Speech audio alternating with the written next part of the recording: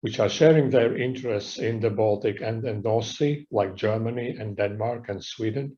But there was from the very beginning a good interest also from the North Sea countries, Belgium, France, Netherlands, and Norway, and UK. And so already in February of 2016, an international team of experts coordinated by BANOS published an outline of such possible future program for the Baltic and the North Sea. And this document substantiated and added the added value of the Sister Seas program and provided a rough blueprint of its future implementing. And as a result, the European Commission included in the work program for 2018 a call titled Towards the Baltic and the North Sea Research and Innovation Program. So in the end, more precisely in November of 2018, the key research and innovation funders of 13 countries surrounding the Baltic and the North Sea joined their forces for building the fundaments of the future program, BANOS. And this project is called BANOS Coordination and Support Action, BANOS CSA. And it was coordinated and is still coordinated by BANOS, the implementation structure for the Baltic Sea program.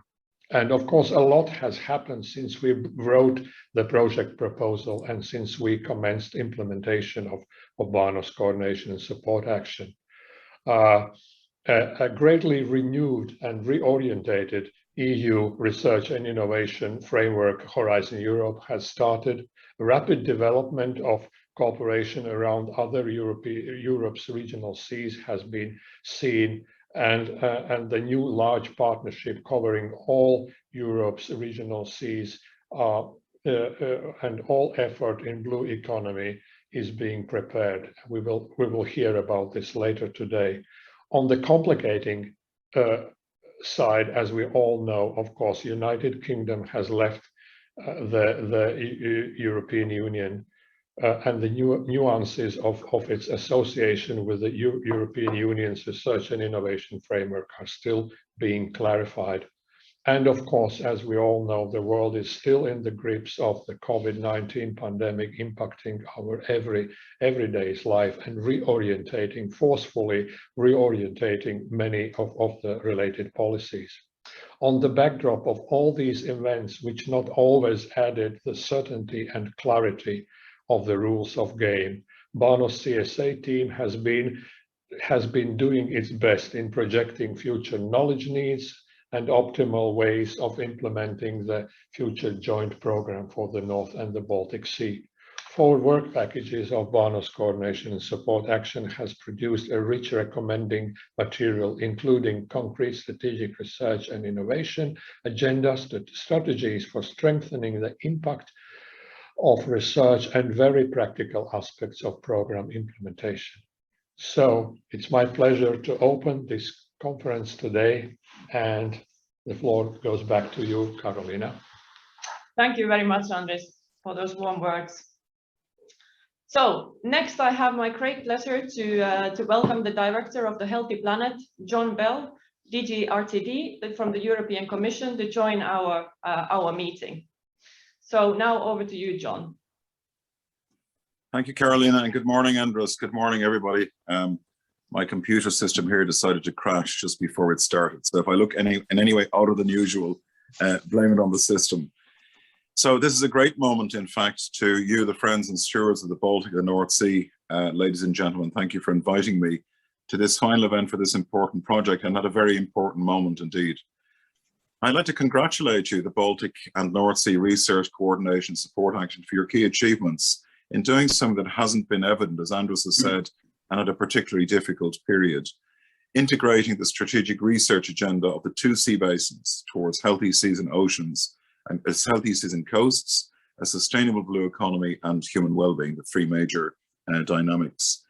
Let me start by underlining the foundational role of the Baltic Sea Research and Development Programme and its legacy, without which we would not now be celebrating an extended and upscaled framework of joint research to the 2 seas and its coastal countries. So this is really very successful building layer upon layer of foundations.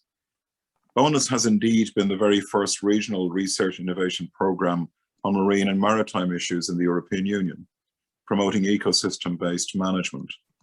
As such, it served as an important source of inspiration for other sea basin cooperation at the Blue Med initiative in the Mediterranean, the Black Sea Strategic Research Innovation Agenda Development. These are important legacies and impacts of BANOS.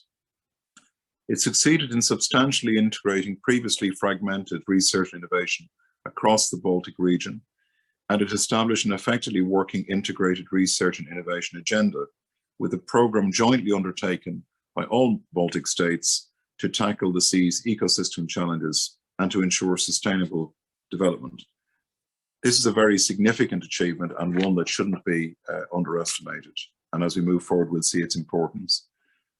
The willingness and commitment to enlarge this endeavour of transnational cooperation to the North Sea, reflected in this BANOS Strategic Coordination Support Action, is another clear result of success and another clear statement of ambition.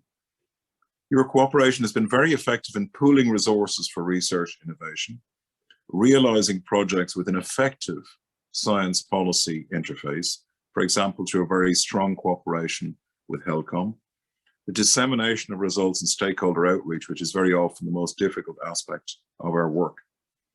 I think it can be an exemplary initiative to other regional sea basins and can contribute in transferring best practice and in showing how we can build on solid foundations. And we need this at this defining moment, because we're at a defining moment in the transition of our seas and sea basins to a healthy, sustainable future. There are definitely common challenges with other sea basins, as all are aiming at implementing common marine and maritime policies of the European Union and at developing their own strategic research agendas, building their own cooperation, and very importantly, building communities of research, policy, and socioeconomic stakeholders. I think this is very important. We have to move towards having a community of practice if we're going to transform the places in which we live and work. The pooling of resources and cooperation across sea basins you've shown is now possible. The foundations are in place, not only on scientific grounds, but also at the programme and results management level, beneficial to all, and even, I would say, across Europe. The timing of your work could not be better. Our research and innovation policy ambition for seas and oceans is at a new level of ambition in the context of the European Green Deal. This European Commission has set the European Green Deal as the overarching goal for the European Union to have a climate neutral Europe by 2050 that is environmentally sustainable and achieved in a just and fair transition. And in this, research and innovation is a critical enabler to enable an acceleration of transition, particularly in the timeframes that we have with the tipping points of climate and biodiversity, to ensure that our ecosystems are properly observed, protected, and regenerated. That innovation is springing from this to enable new forms of work and sustainability, and to ensure that the change for those who are most affected is supported and fair and just. So if we're going to get to our common destination, we need science, research, and innovation to light the way through this century by demonstrating, piloting, and scaling up approaches and solutions. Research and innovation has a new responsibility to set direction, to try and accelerate solutions, and particularly to engage with society and those who will be most affected by the changes ahead. At the heart of our European Green Deal, our new Horizon Europe programme for research and innovation, which started this year and which offers new initiatives, moves beyond traditional research and innovation topics to try and support the kind of work that you're doing here in accelerating green and increasingly blue transitions. Your work here across the basins of the Baltic and the North Sea will be seen to be critical, as one of the big novelties in this attempt to move transition by design are the 4 Horizon Europe Green Deal missions that aim to deliver evidence-based solutions to some of the greatest challenges facing our work, but that aim to deliver measurable impacts in some of the critical systemic changes that are ahead. transition by design, transition that needs to be scaled up, deployed, replicable across our very fragile ecosystems, our sea systems, our rivers, our sea basins. And on this, I'd like to highlight one mission in particular, the European Union mission to restore our ocean and waters, which is formally launched on the 29th of September. So think of these as a bit like when people went to the moon and back in the 1960s. These are Earth shots rather than moon shots, an attempt to actually get to a different status for key parts of our environment, key parts of Europe, and to restore them within a time frame of 10 years. This mission to restore our ocean waters looks at the whole water system, the hydrosphere, and it tries to set out a systemic approach addressing the ocean and waters and sea basins as one. It will play a key role in achieving climate neutrality and in restoring, regenerating, and protecting our natural ecosystems. Its aim is to deliver on the European Green Deal by putting the blue into the green, as they say, this great blind spot that we have in policy of our water system, upon which everything depends, and so much of what will happen in the future will be defined. It is designed to help achieve the EU's 2030 measurable targets across a number of policy areas, notably biodiversity and climate, by protecting and by restoring ecosystems and biodiversity. That is one of the 3 priorities of the mission.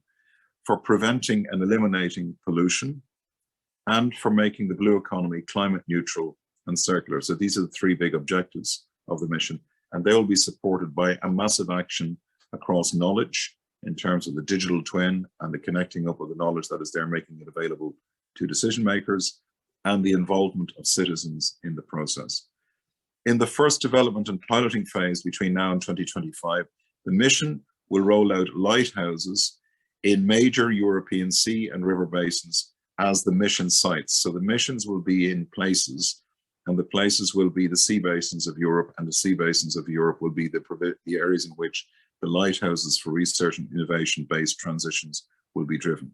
This includes a lighthouse for the Baltic and the North Sea, focusing on using marine and coastal resources to reduce net greenhouse gas and other emissions and decarbonizing the maritime economy, but also to look at the other objectives of the mission. So you can see where the work that you've been doing has been a perfect preparation for this big next step. Your engagement as member states, associated countries, and other partners in these regions will be critical to establish the lighthouse and to reach the mission objectives where you live and work. In this respect, your Baltic and North Sea strategic research, cooperation, and community of practice can play a key role in the building of this mission lighthouse to solve the problems in your part of Europe for your futures. And so I'd like to take this opportunity to invite you to reflect on the mission that is there, and maybe to organize your community of practice to meet with the Commission mission team before the end of the year. This is led by our colleagues in DG Mare and DG RTD, to look at the mission implementation plan and to propose some thinking about how we can build on the great foundations that you've put in place here in BANOS CSA and in the Baltic and the North Sea. But Horizon Europe also in its strategic plan envisages the creation of 49 partnerships, and the central one for us will be the Climate Neutral, Productive and Sustainable Blue Economy Partnership. This is a candidate co-funded partnership between the European Commission and the member states and associated countries. The partnership has produced this high-level strategic research and innovation agenda at the beginning of the year, and the call for the proposal will open at the end of this month. Both initiatives can benefit from the mobilization, partnering, and structuring effect that you have been driving. So, as we come to conclude the opening remarks, the shared BANOS strategic research and innovation agenda is, as you see, an important and timely and qualitative work of analysis, mapping national and transnational research innovation priorities, and of the consultation of a wide array of stakeholders, which is critical to transition. I have no doubt that this SRIA provides an important milestone and a solid basis to contribute to the new sustainable blue economy strategy in the Baltic and the North Sea countries and beyond, and is maybe a seabed for the mission lighthouse for the North Sea and the Baltic Sea. So whether we talk about the mission, the partnership, Horizon Europe program in its entirety, what matters now is your constant engagement, your cooperation, and your willingness to continue to work to enhance the much needed knowledge, to upscale it, to co-create with the coastal communities, and to jointly deploy the proposed solutions. The next decade, I think, if we're going to make our targets, is going to be a decade of deployment.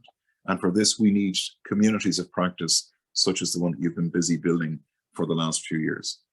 For the Baltic and the North Sea and all who live and work and depend upon them, the next decade will determine their futures. So let's have this great foundational work as a basis and a kickoff point to regenerate and restore them.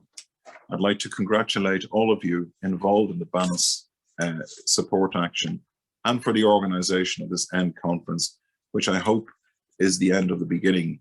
And I wish you a very successful day and look forward to taking forward this great work in our key sea basins in the Baltic and the North Sea in the future. Thank you very much. Thank you, John. Thank you very much for these strong words and very nice messages of acknowledging all the hard work that we have done here in the BANOS CSA. Before we proceed with the next step in the agenda, I would just like to mention that we have a specific session, a specific part of the agenda reserved today for audience comments and open discussion. So if you have any questions, there is a Q&A function that you can find at the bottom of your screen. So you are more than welcome to use this, type in your questions there. And if you have a specific person that you want to address your question to, please specify this in the as part of your question. So then we are able to direct the questions to the people who are best able to answer them. And I'm also very happy to see that the number of the participants keeps increasing. In total, we had over 100 registration, and we have a very nice mixture of policy, science, and NGOs and others present in the audience today, with approximately 50 from science and 40 from policy. So this is a very nice message that the BANOS CSA is reaching different stakeholders, different communities, and we are very happy about this. So next, let's look at some of the BANOS CSA's achievements and future steps, different perspectives, and what have we been working on during the last 36 months. So just a moment.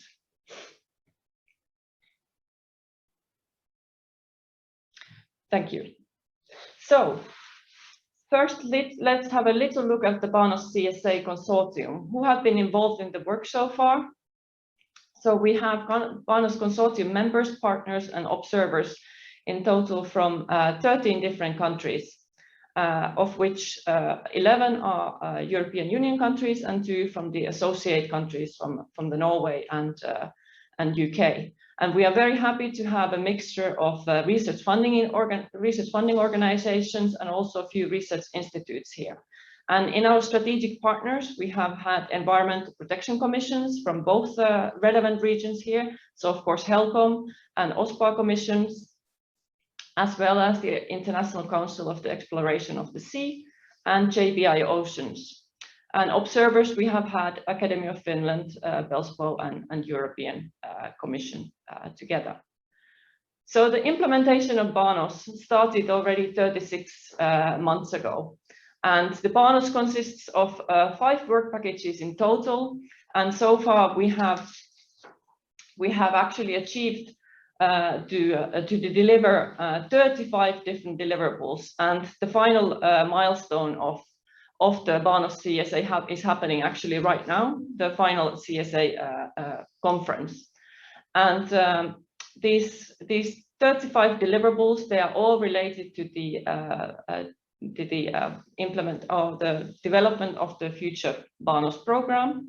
Of course, one of the most relevant milestones was the BANOS RIA, which we will look at a little bit more in detail. But we have also developed many strategies to ensure the lasting impact of the future program, which we'll also look at a little bit more in detail in a coming moment. And I would just like to highlight that all the strategies and these deliverables that have been written in the BANOS CSA are public materials, and summaries of the deliverables you can easily download from our internet website. So I encourage everybody to go and have a look at them. And the final deliverables will be posted there shortly after the steering committee has approved them. So one of our biggest milestones was writing of the BANOS SRIA, the new RNA agenda for the Baltic and the North Sea. And this was certainly a very interesting task, and I must wholeheartedly acknowledge the drafting team. We had over 20 experts involved in drafting of this document. But on top of this, we also had online consultations. We had a strategic orientation workshop, which was specifically focused on stakeholder engagement. So all in all, the creation of the BANOS SRIA was a true co-creation process with over 200 stakeholders involved. But I must acknowledge the drafting team, their help in finalizing and drafting this document. Without you, we would not have been able to do this work. So the scoping process for the BANOS SRIA started already a long time ago, and from this, led by Formas from Sweden, we derived strategic objectives for the BANOS, which are the healthy seas and coasts, sustainable blue economy, and human well-being, all aiming to support and enable the ecosystem-based management in the Baltic and the North Sea region. In addition, there are 3 attributes which are defining the scope of the future program. These are the close dependence on the climate impact and the ecosystem, the connection to the ecosystem, and of course, also the geographical scope region of the Baltic and the North Sea region. The strategic objectives are further underpinned by 9 specific objectives, which ensure the delivery of the strategic objectives. On top of this, we have developed very specific research and innovation teams, which have specific outcomes to ensure the objectives are truly achieved. And these are formulated in terms of clear descriptions to ensure that the healthy seas and coasts, sustainable blue economy, and human well-being are achieved. BANOS SRIA is a highly policy relevant document, and it strongly acknowledges the importance of development of science-informed policies. As the geographical scope of the BANOS region encompasses 11 EU member states, 2 associate states, as well as the Russian Federation, the policy landscape is a true mixture of the global, European, and regional policies. Here we have highlighted just a handful, or just over a handful, a couple of handfuls of the policies. There are, of course, many, many more policies that are highly relevant for the BANOS SRIA, but we could not highlight them all here. So there are true interlinkages between the different policies, and they are divided into protection of the marine environment and its biodiversity. So like what John was also noting on his speech, delivering on the European Green Deal, the Marine Strategy Framework Directive here are also, of course, very, very, very important. But also to deliver on the Europe's climate ambitions. So the climate agenda and reaching carbon neutrality are certainly addressed in the BANOS SRIA, as well as the development of the sustainable blue economy. So all in all, new knowledge and better management of the Baltic and the North Sea are some of the aims of the BANOS SRIA. And of course, we should not overlook the United Nations Sustainable Development Goals. So the content of the BANOS SRIA is also strongly supporting the implementation of these SDG goals. Here we have identified specific links, clear links to 11 of the goals. But of course, the strongest one of these is the goal number 14, the life below water. But links exist with the others as well. And now let's move on to the BANOS impact enablers. So the aim is that the main implementation instrument of the BANOS SRIA is transnational calls for proposals. However, BANOS aims to go further than this and to deliver true lasting impact. For this purpose, we have actually developed very specific strategies with the aim of enhancing the impact of BANOS. More specifically, this means that we are aiming to deliver science-informed policy and decision-making, knowledgeable and prosperous society, and sustainable blue industry and economy. And now I will just highlight you a few of these strategies, and more details you can find on summaries of these strategies you can find from the BANOS SRIA, but of course under the materials in the BANOS internet you can also find summaries of each of these strategies. But to ensure the sustainable blue industry and economy, we need to find innovation support. And for this task, we have developed an innovation strategy where we engage together with SMEs and many other stakeholders to make a specific strategy. How do we ensure that these SMEs are best supported and are actually able to and very interested to participate in the BANOS activities. We have also developed strategies on citizen science and open access and open data. So these are highly topical and policy relevant topics. Sea basin cooperation, as you will see in the next session together with the Commission, this is highly relevant. And also collaboration across different funding streams to ensure that the funds are used to the best purpose and double funding and etc. are avoided. And of course, the effective communication supporting all the activities with this. So with this, I'm coming to the end of my presentation here. So I would just like to thank you. Here you can find the latest news. And if you have any questions, you're also more than welcome to send me a message. So now we will move on to hearing a little bit more from our BANOS CSA partners and strategic partners and members and their perspectives on highlights of the BANOS and how they have been involved in the BANOS CSA activities. So first, I would like to welcome Petra Wolberg. Petra has been incremental for many aspects of the BANOS CSA implementation, especially in the SRIA development process, where Formas was leading some of the first steps. So Petra is representing BANOS CSA member, and she's a senior research officer in the Swedish Research Council, Formas. Over to you, Petra.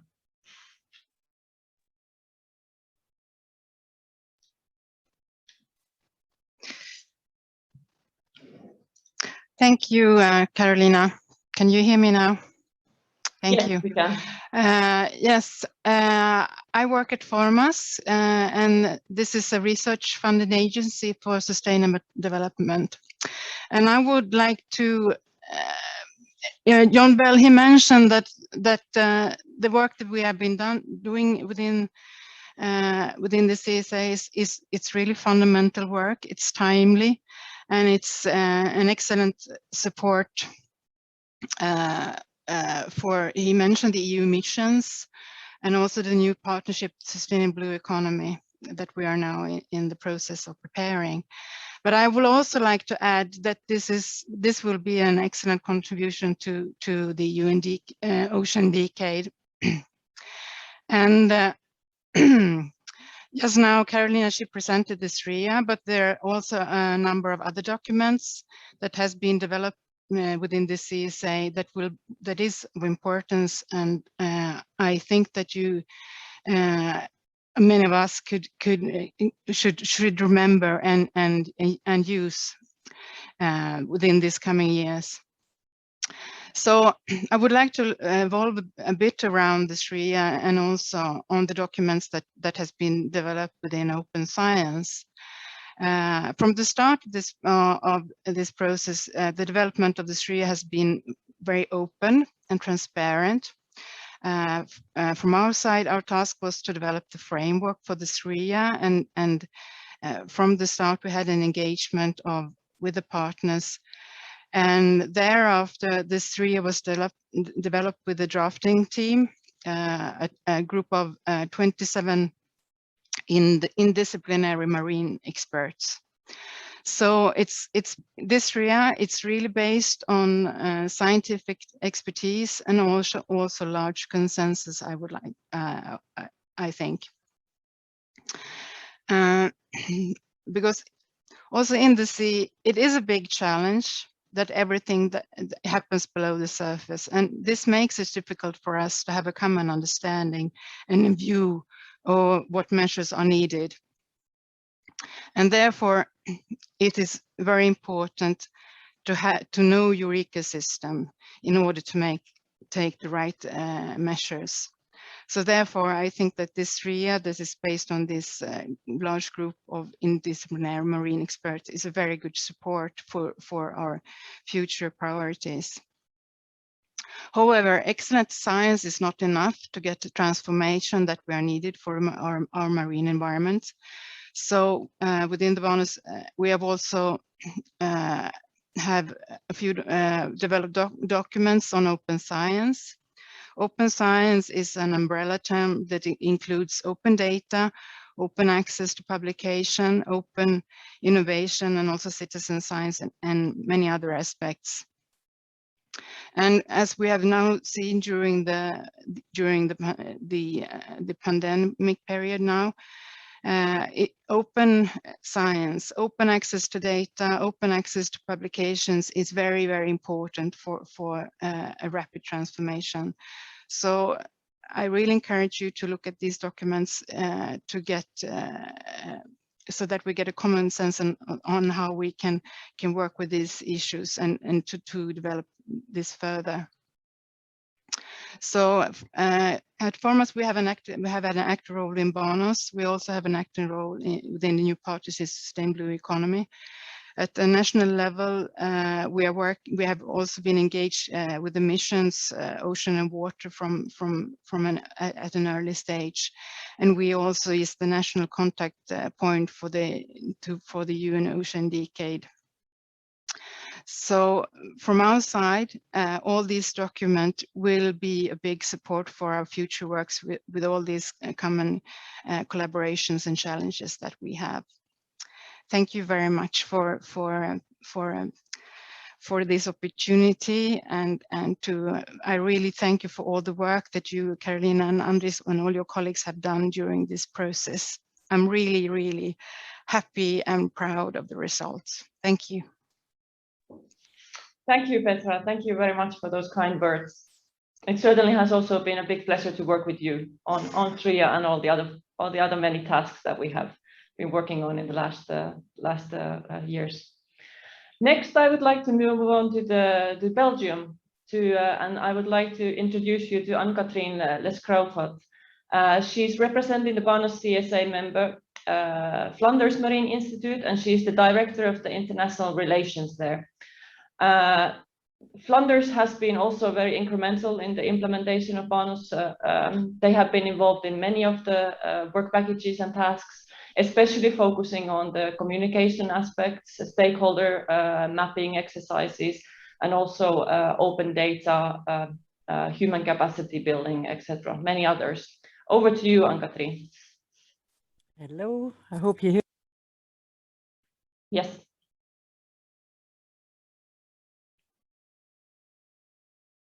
No, sorry, Anne-Catherine, we can't hear you at the moment. And now it's better? Yeah, it was just a small click away.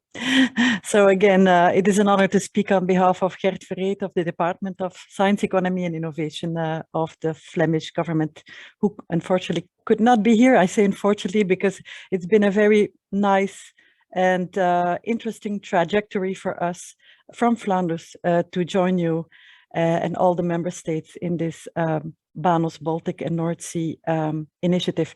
And BANOS linking the Baltic and the North Sea is something that fits perfectly in the Flemish government strategic and also political intentions of looking northwards, looking north to our northern partners.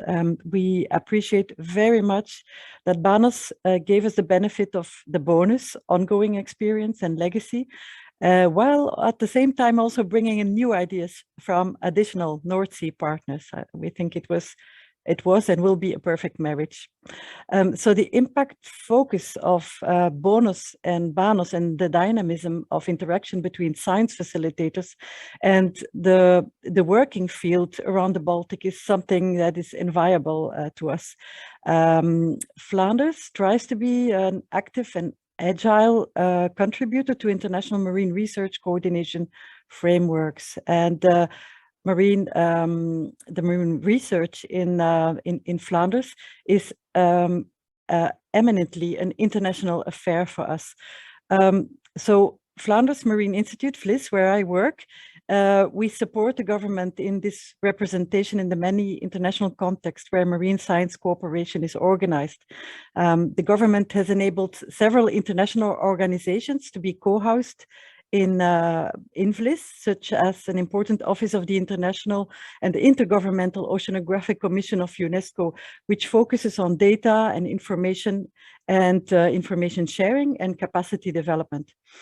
And another point we'd like to raise is that to the extent possible, we engage with the EU or within the EU framework program development, such as the partnerships and the mission Ocean. And for us, the BANOS Strategic Research and Innovation Agenda is really a guiding document to help us to prioritize issues to be covered in the upcoming partnerships, but also in other initiatives. And we do realize, I must say, that Flanders is a strong supporter of the Ocean Decade. So in this sense, the approach in the SRIA to look at ocean science for sustainable development is something that is very welcomed and very valuable. As a region within a relatively small country, however, I must say we do have a very big marine science community, a very big and a very active marine science community. But as a small region, we are treated very carefully about how we organize ourselves internationally. And efficiency and effectiveness is, of course, very important in this context. So since the Joint Programming Initiative, Oceans, has emerged and BANOS has joined the scene, for now, we have to focus our attention very much on the Horizon Europe Partnership and the Oceans and Waters mission. And we are very careful in making sure that the different parallel initiatives do not compete, but cooperate or at least ensure complementarity. So that's a very important point for Flanders. I think I would like to end by saying that for the moment we are looking anxiously and with great interest to see what subject will be addressed under the first call of the Blue Economy Partnership.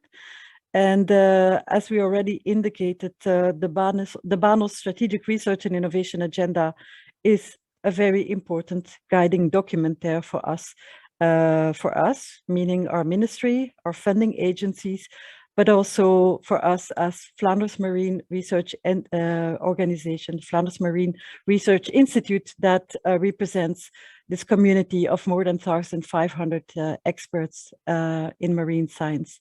Thank you for the attention, and I look forward to the next steps in working with you. Thank you. Thank you, Ann-Katrin. Thank you for your kind words, and yeah, it has been such a pleasure to work with you. Next, I would like to introduce you to Rodri Baines. Rodri is representing a BANOS CSA member from Centre for Environment, Fisheries and Aquaculture Science in UK. And it has certainly been a very interesting and quite exciting ride during the Brexit years to work together with Rodri. And he has actually just finalized a very interesting deliverable on ensuring the UK engagement in BANOS. So without further introductions, Rodri, please, the stage is yours. Thank you, Carolina. Can you hear me okay? Yes, we can. Thank you. Okay, brilliant. Good morning, everyone. Pleasure to be with you today. As Carolina mentioned, I'm Rodri Baines. I work for CFAS, which is the UK government's aquatic science experts. And as UK Europe business lead, my role seeks to secure projects and strategic partnerships for CFAS and the UK government. So I'm going to touch upon the value that BANOS has provided for CFAS over the period of the programme. I think there are three main areas from my perspective. So as Carolina also mentioned, my main contribution to BANOS was the report on measures of maintaining UK collaboration after Brexit, and also investigating UK interest in standalone funding activities. So to do this, I needed to speak with a diverse range of stakeholders from across the EU and UK research and innovation sector, including government departments, national funding institutes, and right the way through to cross-sector business clusters. So when I started BANOS delivery back in October 2019, at the time, the future EU-UK collaboration was very uncertain due to the ongoing Brexit negotiations. Therefore, it was really difficult to plan ahead as the UK's final position was unknown. But then in December 2020, the Trade and Cooperation Agreement was announced. Within that, there was a notification of the UK's association to Horizon Europe. And with this, the situation became less uncertain, I wouldn't say clear, but this allowed for firmer future plans to be discussed. So in general, I think collaboration is key to supporting the effective implementation of international goals and targets. We all must accelerate collaboration between governments, businesses, civil society to tackle complex pressures affecting our marine environments. So I think that BANOS related engagement has kept this collaborative approach at the forefront of future research and innovation discussions for the last 2 years. And as a result, there's strong UK interest in the future BANOS implementation mechanisms. The first area I think BANOS has provided real value is that the engagement has provided an essential conduit for CFAS to develop European activity through continued collaboration. The second area is that I'd like to mention is that raising awareness of BANOS and investigating the future collaboration has assisted in developing wider CFAS activity, including expanding collaborative partnerships and informing strategic planning of national programs. This strategic planning includes taking forward programs of work such as DEFRA's Marine Natural Capital and Ecosystem Assessment Programme, which aims to take a natural capital approach from theory to practice and hoping to transform decision-making and our ability to sustainably manage the country's marine resources. The UK will seek to share this knowledge and best practice as approaches are developed and to collaborate internationally to ensure these programs are building on existing knowledge.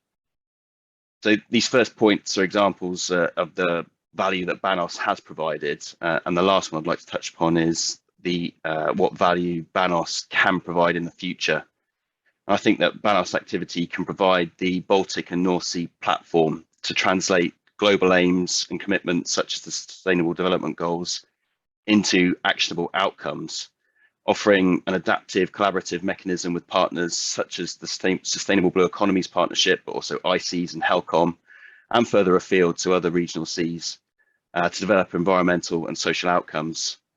And due to the previous success of BONUS and the imminent successful completion of BANOS CSA, any future BANOS activity should be a trusted mechanism to deliver outcomes relevant to policy, science, and society. And I'd just like to echo John's and my fellow panelists' comments in saying well done to the BANOS Secretariat and all the partners. It's been a pleasure to work with everyone. I look forward to developing activity in the future. Thank you very much. Thank you, Rodri. Thank you very much for all your hard work engaging with the different funding organizations in UK and finding different strategies for the project Brexit. Yeah, I certainly also hope that we can continue to engage in various means in future. Thank you, Rodri. Absolutely, been a pleasure. Thank you. Next, we have messages from our strategic partners. So first, I would like to welcome the HELCOM Executive Secretary, Rudiger Strempel. Of course, the predecessor program, BONUS, has already a long history of working together with HELCOM, so it has certainly been a true pleasure to have HELCOM on board of BANOS as well, also to ensure that the needs of the Environmental Commissions, HELCOM and OSPAR, of course, are also truly addressed in the BANOS TRIA. So Rudiger, please, the floor is yours. Thank you very much, Carolina. Good morning to you and good morning to everybody. Yes, indeed, it has been a pleasure. And I've been asked to present some highlights of our cooperation. I'd like to do that. Let me begin by telling a story. When I came on board here at HELCOM in August 2019, one of the first organizations that actually contacted me and that we actually sat down together with and cooperated with was BANOS, the BANOS Secretariat. And that I think is indicative of a very close and I would say in some ways actually synergistic relationship that our two organizations have. And why is that? Well, as I've mentioned in previous events in this context, of course, we at HELCOM pride ourselves in being a science policy interface. So our decisions aren't random decisions, they're based on science. But we ourselves at HELCOM cannot do science. We need somebody to do that science for us, that the science that underpins our decisions. And of course, this is where BANOS and previously BANOS come in. We need a funding and facilitating mechanism for science and research such as BANOS. We are dependent on that. And so, of course, we're now looking forward to continuing the work we started undertaking many years ago with BANOS. And I would like to stress that BANOS has actually been instrumental in supplying the latest science on a wide array of Baltic Sea environmental matters to various HELCOM processes, including the Baltic Sea Action Plan update. And I'm currently not in Helsinki, actually. I'm sitting in Lübeck, Germany, where we're going to have our ministerial meeting this week. And the ministerial meeting is expected and will, of course, then approve and adopt the Baltic Sea Action Plan update. And BANOS and BANOS have been instrumental in bringing this about. And as an example, I can tell you the BANOS policy briefs were not only used by HELCOM itself, but also by our contracting parties to inform national policies on the matters they touch on. And at HELCOM, we're glad that this can now continue with BANOS and its SRIA. And of course, yes, this week we're going to adopt the Baltic Sea Action Plan, but of course the work really only begins here. And as we seek and work to implement that Baltic Sea Action Plan, we will continue to be dependent on science and on the scientific underpinnings of our work.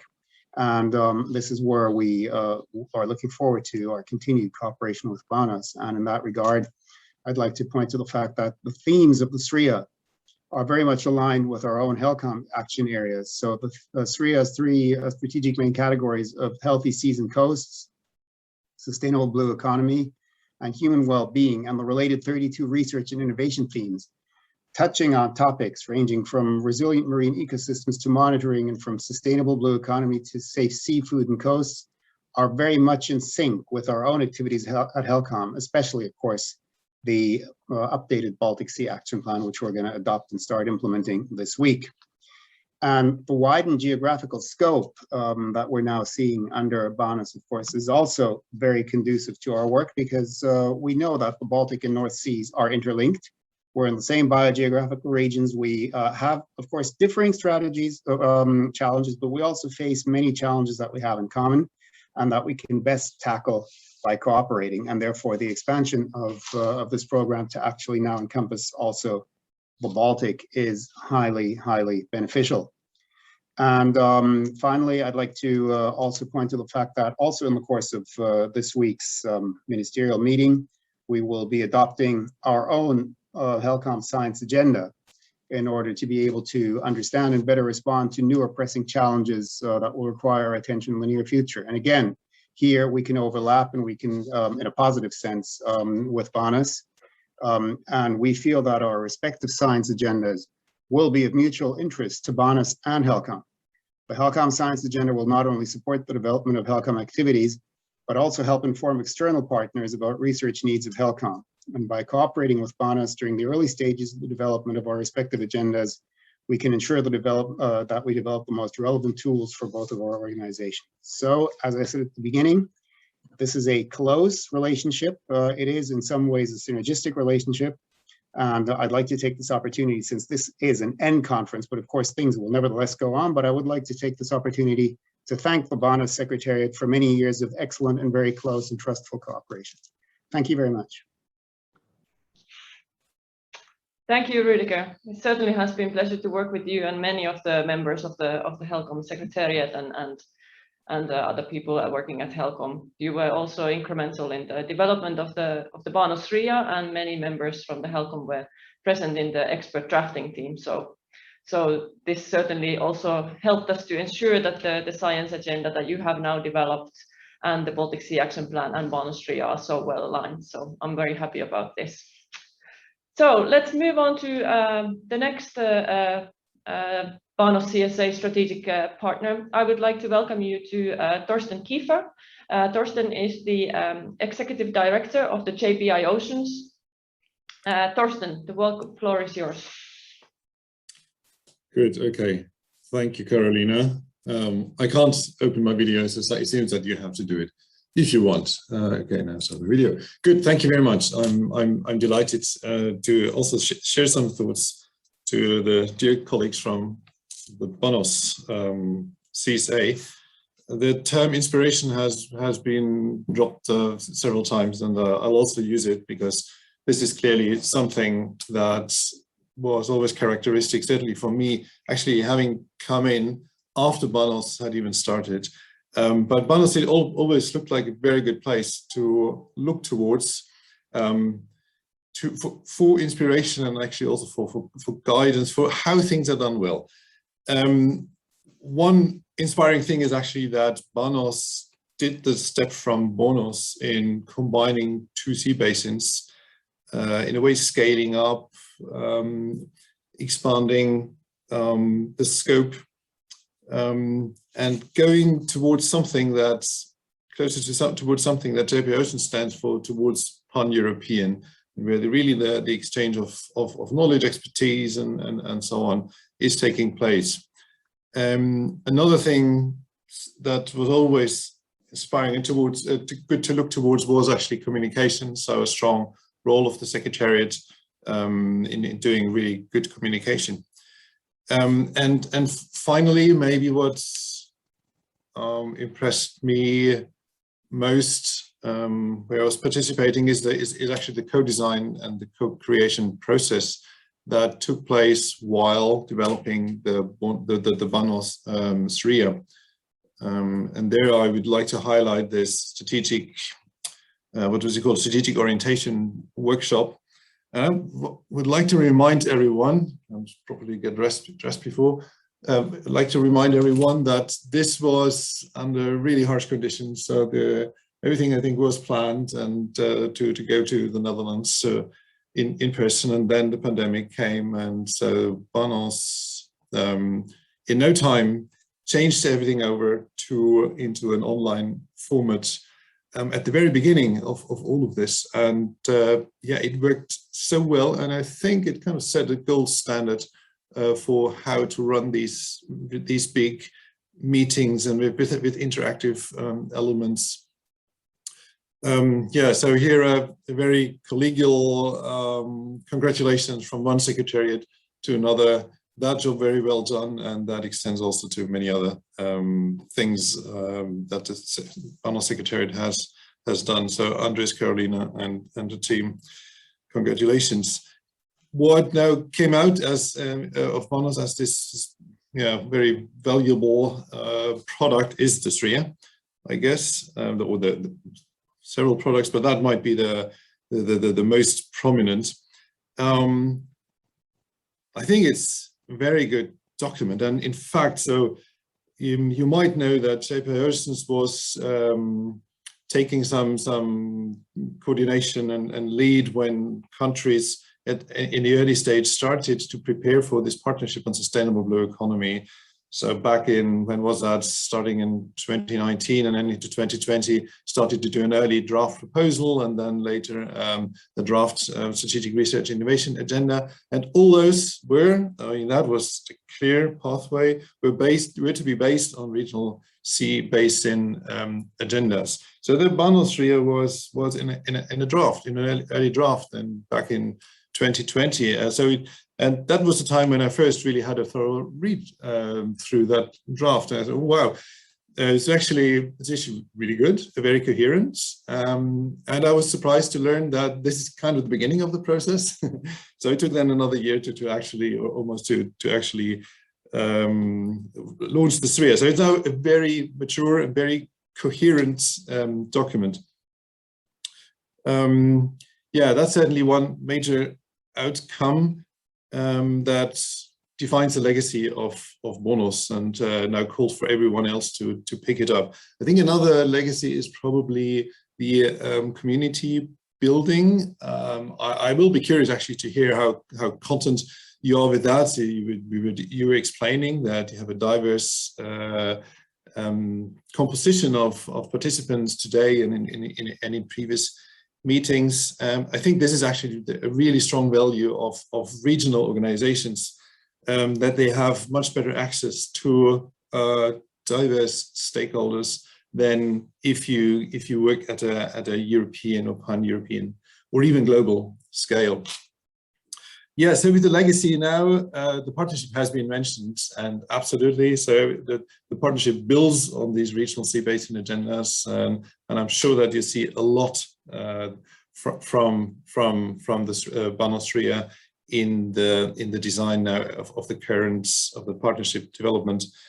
Another legacy, well, another conveyor of legacy is actually JPA Oceans, and yeah, so of course I'm saying this, and Anne-Catherine mentioned the complementarity of JPA Oceans and the partnership, and this is exactly also how we are thinking about this. JPA Oceans is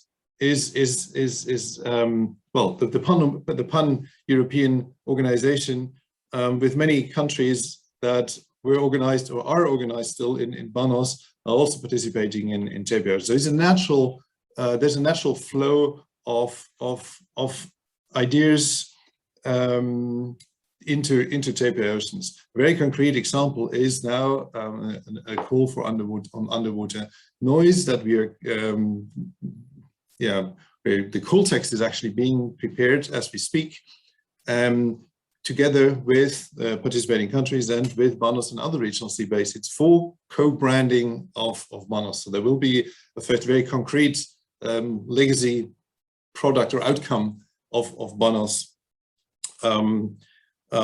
facilitated through JPA Oceans. And maybe to end, a few personal reflections on yeah, on what looking at BANOS now concluding after publication of a strong SREA, it raises a bit of concern with me that about a fast turnover cycle in coordination projects. Of course, there are, you know, there's Horizon Europe now and so on, where BANOS ideas can live on. But my experience of 2 decades in research innovation and science policy management is that coordination collaboration initiatives are not like research innovation projects. You can't so easily turn them on and off. And going back to the stakeholder engagement and community building and so on, this is not a simple thing to do, and it needs really gradual build up, work trust building and so on. So if we design or develop the landscape in our fields, I think we should keep that in mind. Yeah, the difference in time scales for these coordination efforts compared to research and innovation. Good. So it requires really stamina to bring management and coordination to fruition. The team here in the Baltic and North Sea have had that. So again, congratulations to a very strong and very inspiring project and initiative. Thank you very much.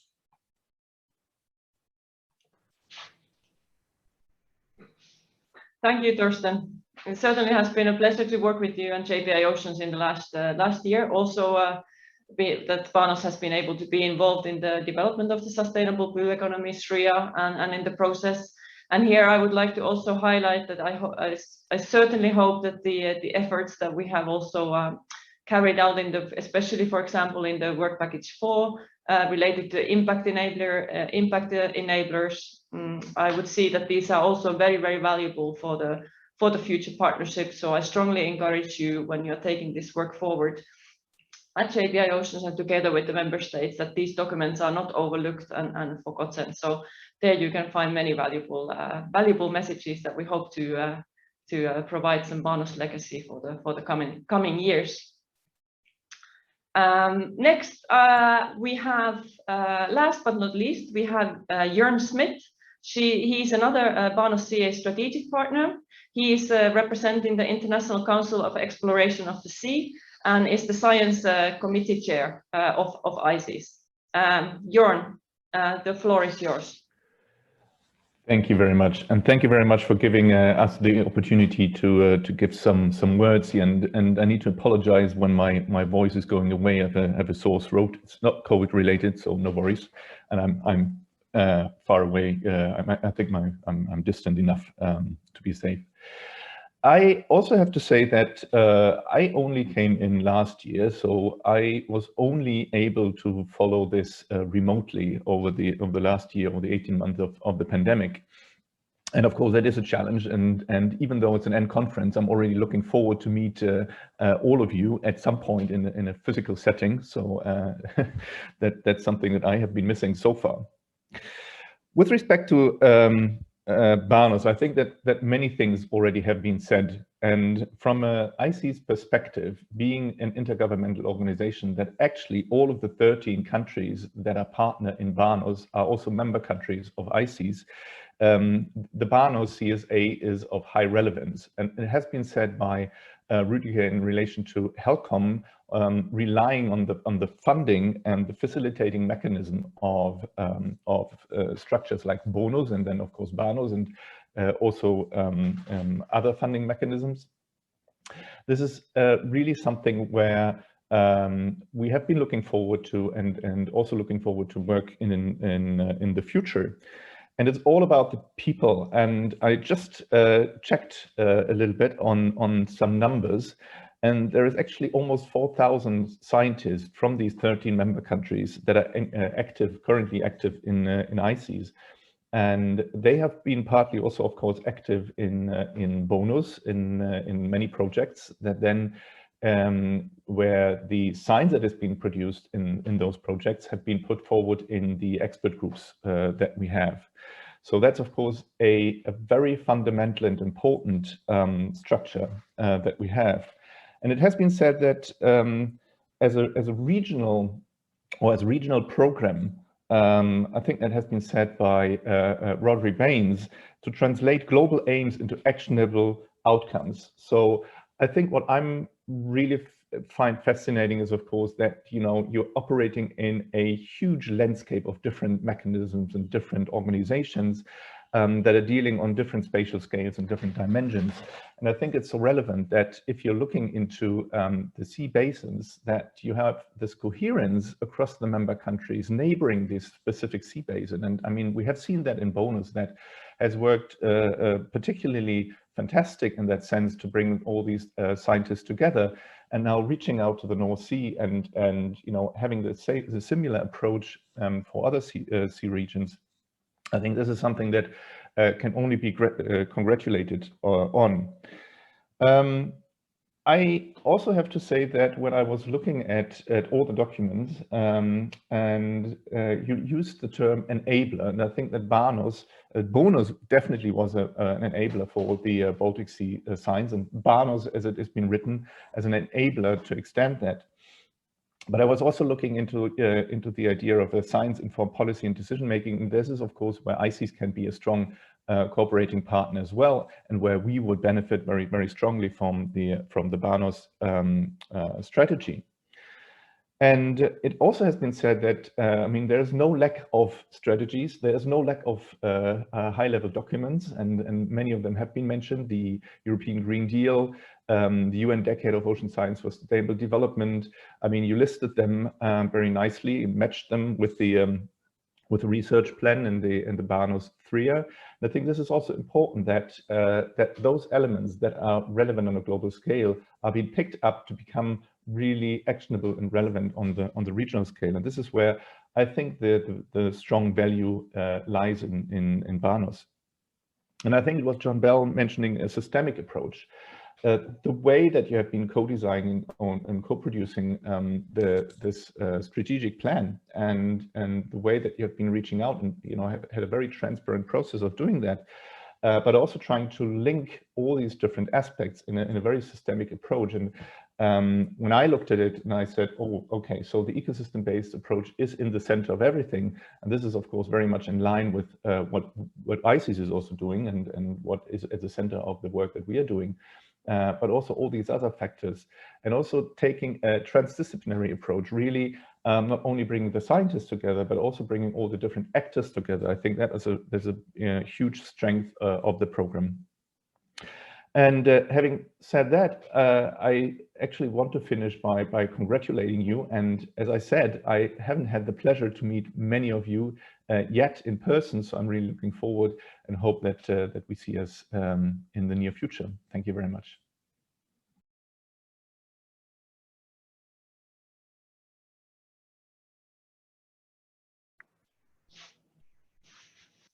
Thank you, Jörn. Thank you. It has been a great pleasure to work with ICES also in the BANOS CSA.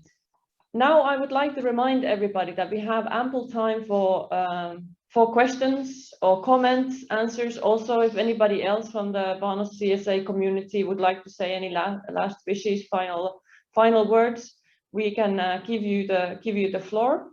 I see in the chat that we have some warm messages from Joachim Farms from Germany, from Jülich. He's congratulating the BANOS. Thank you very much. It certainly has been also a pleasure to work with you, Joachim, and all your experience that you have also had together with BANOS. This has been an excellent cooperation. While we wait, if anybody else has any comments or questions or would like to say something, I would like to welcome back Andrus Andrusaitis. Andrus wheeling back into the stage. Yeah. Andrus, would you like to share any specific highlights that we have been working so hard together on in the last 36 months? Yeah, thank you very much, Carolina. And of course, I wish to thank from all my heart all the speakers and for all the good words. And I think our team is really deserving it. And I wish to mention again that this was a big team exercise, and not only the dream team which we have here in the headquarters, in the secretariat in Helsinki, but also all the partners of the BANOS coordination and support action have been working exceptionally and towards the output which we were able to deliver during these 3 years of work with the coordination and support action. And if I'm asked about highlights, of course, most of them have been mentioned. It's difficult to highlight, to underline something specifically, because all ideas are dear to you, and you've been working with this project from the very beginning, from inception, from the first discussions about what should be in the coordination and support action. But I would like to emphasize, first of all, the SRIA. I think, and I will not talk about any kind of content of the SRIA as such, but I would like to emphasize the tangible character of the SRIA. And I think it is a sign of a bravery and a sign of ambition by the team, that from the very beginning, from the outset, taking the model from the BANOS, the strategic research agenda of BANOS, we have aimed at developing a rather detailed SRIA. We have altogether 32 topics outlined in SRIA, complete with the expected outcomes. and also not only this tangible character of our SRIA, which imagine we are now designing the research agenda for the research and innovation effort, which will take place maybe in 2, 3, 5, 4 years, and then the impact will come in further years. So we must really be looking far forward to be able to design the agenda for the future, the forward-looking future agenda, looking into the future. And it was also mentioned here before, the co-creative character. This is again the legacy, the method of how we can involve all the relevant stakeholders into the process. And again, luckily here, we didn't need to convince anybody that this methodology of co-creation is the right one, because we had this experience in BANOS. And as it was mentioned by the previous speakers, actually the draft, I think it was Rudiger Stempel who mentioned that the draft seemed already rather complete, and then it took another year of discussing the draft with the stakeholders. Do we have a comment in it? Okay. I will. My next highlight, which I would like to emphasize, and which has been mentioned several times again, and from in the very beginning of today's meeting, John Bell actually reminded to all of us that the mission and the role of science and innovation in the contemporary society does not limit itself to just creating a new scientific knowledge. It is much more. And we've been thinking from the very beginning how to emphasize, how to amplify, and how to secure the impact of research and innovation, societal impact of research and innovation. And we focused the whole work package of these impact enabling strategies. And I think this is a great achievement. I would certainly, for those who will take it forward from where we finish, I would suggest to look into our impact strategies and try to materialize as much as possible from this in the future work of defragmenting the European marine and maritime research and innovation. And finally, I wish to highlight the work which has been done and the development which has happened in coordination and developing the collaboration around Europe's regional seas during this time. Not only the Baltic and the North Sea, but as well the Mediterranean, the Black Sea, and the whole Atlantic, the North Atlantic and the South Atlantic. And when we wrote the proposal, we were not sure how this will develop, and we had we penciled in the proposal a whole task about the supporting this regional seas, cooperation among the regional seas. We wanted to make from the very beginning clear that we are not here to make a bubble in the north of Europe, involving the North Sea and the Baltic Sea, that we are equally interested in development of regional seas, research and innovation development in other seas of European interest. And this is happening now. The partnership and the mission is developing. It is very put in the programs, in the work programs of Horizon Europe. And we are very much looking forward to how this will materialize. Proposals are still pending, both for the mission on oceans and waters, and also on the Blue Economy Partnership. And the work is going on, and we're looking forward to this. And in this relation, I wish to emphasize and repeat once again, remind to everybody that actually the elemental unit, the regional sea or regional sea basin, is an elemental unit where the management for sustainable use of marine ecosystem services and the good environmental status should be achieved. So, and again, it was mentioned also previously that this is the best way, that you can't get stronger involvement of the stakeholders in the process, meaning that you can't strengthen the impact of research and innovation more than if you are working on a regional scale. So I'm wishing very much that this future Blue Economy Partnership is constructed as a partnership of partnerships, and also that these lighthouses of the future mission are working actively together. Thank you. Thank you, Andres. Certainly was very good to hear some highlights from the coordinator as well.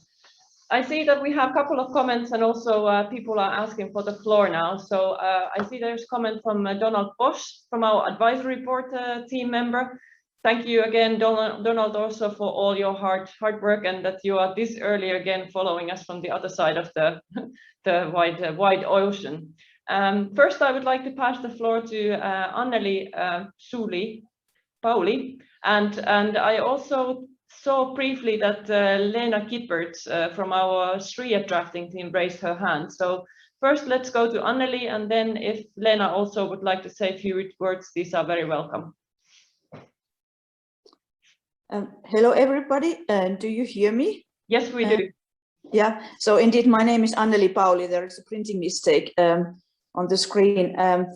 First of all, my very warm congratulations to BANOS and the coordination office and all the others who have been involved in this very great work you have done. I was asking for the floor because I had the great pleasure and honor to being one of the midwives of BONUS, which was the predecessor of BANOS. I was actually involved from the funding side even before BONUS was born, and I very well can remember that the start was not so very easy, because the scientific community was very scattered, and people didn't quite understand the idea of co-working and cooperating and co-creating and so forth. But quite quickly we found the common voice and understanding of that, and I can see that all this has gone forward very well, and the concept of the regional seas has taken a big step forward from the BONUS beginning, and everything is really a dream come true. I could have never imagined this kind of a great development when we started. I can see that Andres, you are still there. I'm very happy to see you. You are one of the real starters of this whole business. I suppose Kaisa Konan is somewhere there as well, and all the others, plus then the good new hands which I haven't met before, like Carolina, for instance, or Katarina. So thank you very much for the great work you have done, and I can see that you are strongly looking forward to work for the benefit of healthy oceans and seas in Europe and beyond. I would say this is a really global concern. Now all the seas have come very much up on our agenda, and I wish you every success also in the future, and I have no doubt that you can do it. You have done such a great work. Thank you very much.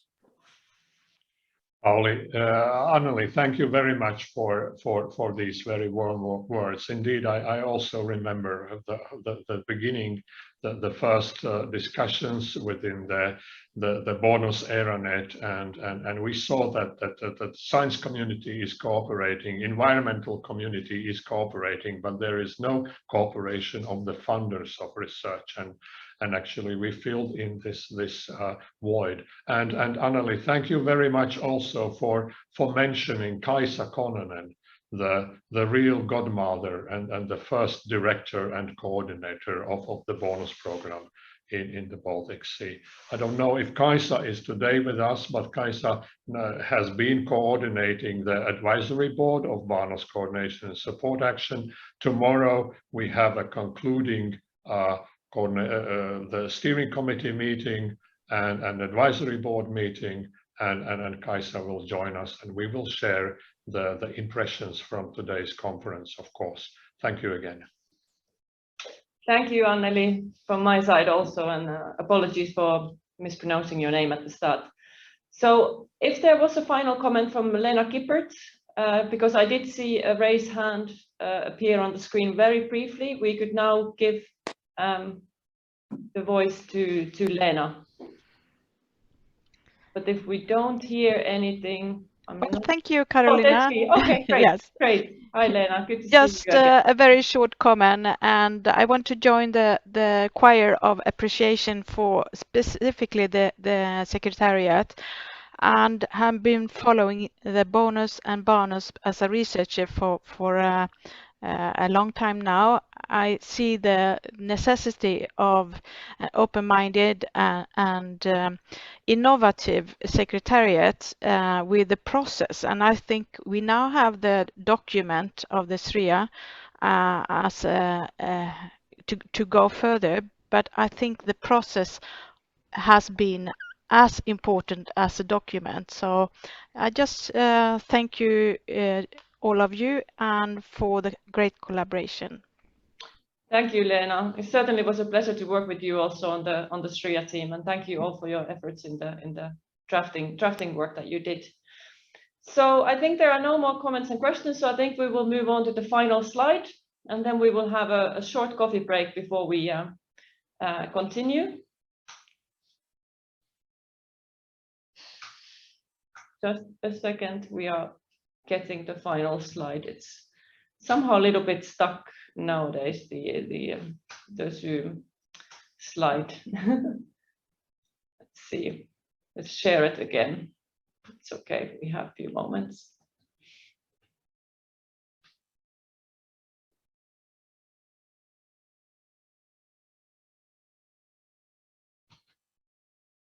And then we will go. Yes, here we go. So what is the future holding for us? So next we have a very, very interesting session coming up, which will be hosted by the Commission, looking at the future of the RNA for the healthy seas and oceans in Europe, the Sustainable Blue Economy Partnership, and also the mission Restore Our Oceans and Waters. So how does the BANOS CA feed into this? Just very briefly, I would like to highlight here that BANOS CSA is one of the important CSAs that have been taking place in the last years, looking in specifically and developing the research and innovation strategy for the Baltic and the North Sea. But simultaneously, there have been similar projects going on in other sea basins in Europe. For example, the Blue Med in the Mediterranean. In the Atlantic, we have seen two different initiatives, starting from Aura and then building on to the Anchor projects. Also, importantly, looking into connecting the European and the American science communities. And the most recent development has been in the Black Sea CSA, and this CSA is still going. So here we are today celebrating the end results of the BANOS CSA. And in the next session, together with the Commission, we will see how we can see and discuss more in detail about how do these CSAs will feed into the European Horizon Europe climate neutral, sustainable and productive blue economy partnership candidates. On this, do we have any other final wishes, words? From my side, I would just like to thank everybody who has been present in the session today with us, and also all the many people and stakeholders and everybody who we have been working together in the last 36 months. It certainly has been such a pleasure to be in this project, being able to coordinate this project together with the together with you, Andres, and all the secretarial staff here in Helsinki, but also incrementally with the BANOS CSA members and the strategic partners. Yeah, well, yeah, of course. As it was mentioned already, the great thanks, Carolina, to you. You've been the main person, actually the center of the whole implementing of the BANOS coordination and support action, and you are, of course, the first author of the strategic research and innovation agenda, which is the main document for which has been produced by coordination and support action, and which is I think the quintessence of that legacy, which should be taken with us. And once again, thanks to all the partners and strategic partners and observers. And commission, of course, we had the midterm reporting and discussion, and it helped us to improve the project on its run, and we had to, because of the impact of COVID, we had to extend the project for several months, and it was arranged very smoothly by our supervisors from the Commission and from Research Implementation Agency. So I wish to thank again everybody for this. And yes, BANOS coordination and support action is finishing now in the month of October. And we do until the end of this year. We are doing the final reporting.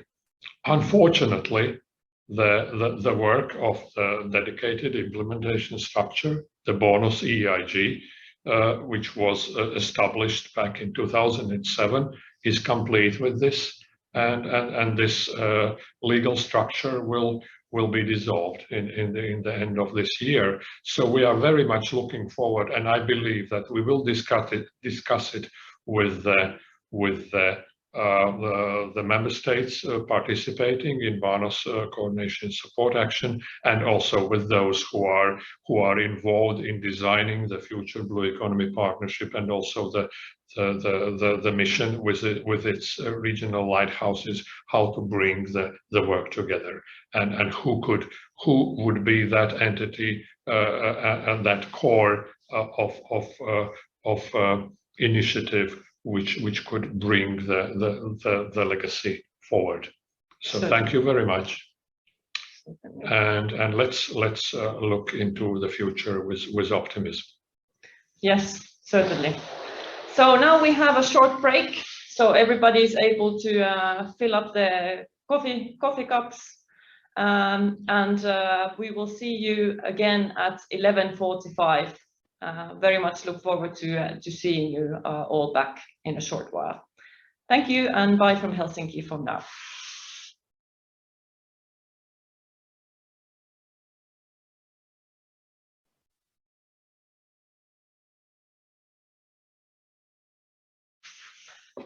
Okay, I think it's 11:45 European time, so Central European time. So I'm very happy to welcome everybody back.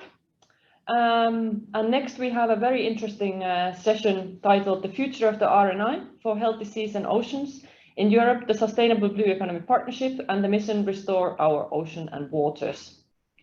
This session will be chaired by European Commission, the DG RTD B4, and the head of unit is Elisabeth Balzi, and she will be the chair of the session in the next until 1 o'clock this afternoon.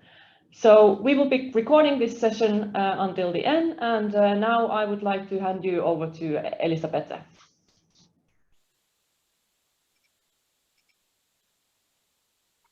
Good morning, dear colleagues. And I would like to start by thanking Andres and Carolina, first of all, and congratulate all the BANOS Consortium and all the strategic partners for the wonderful achievements that have been demonstrated. and illustrated in the previous session.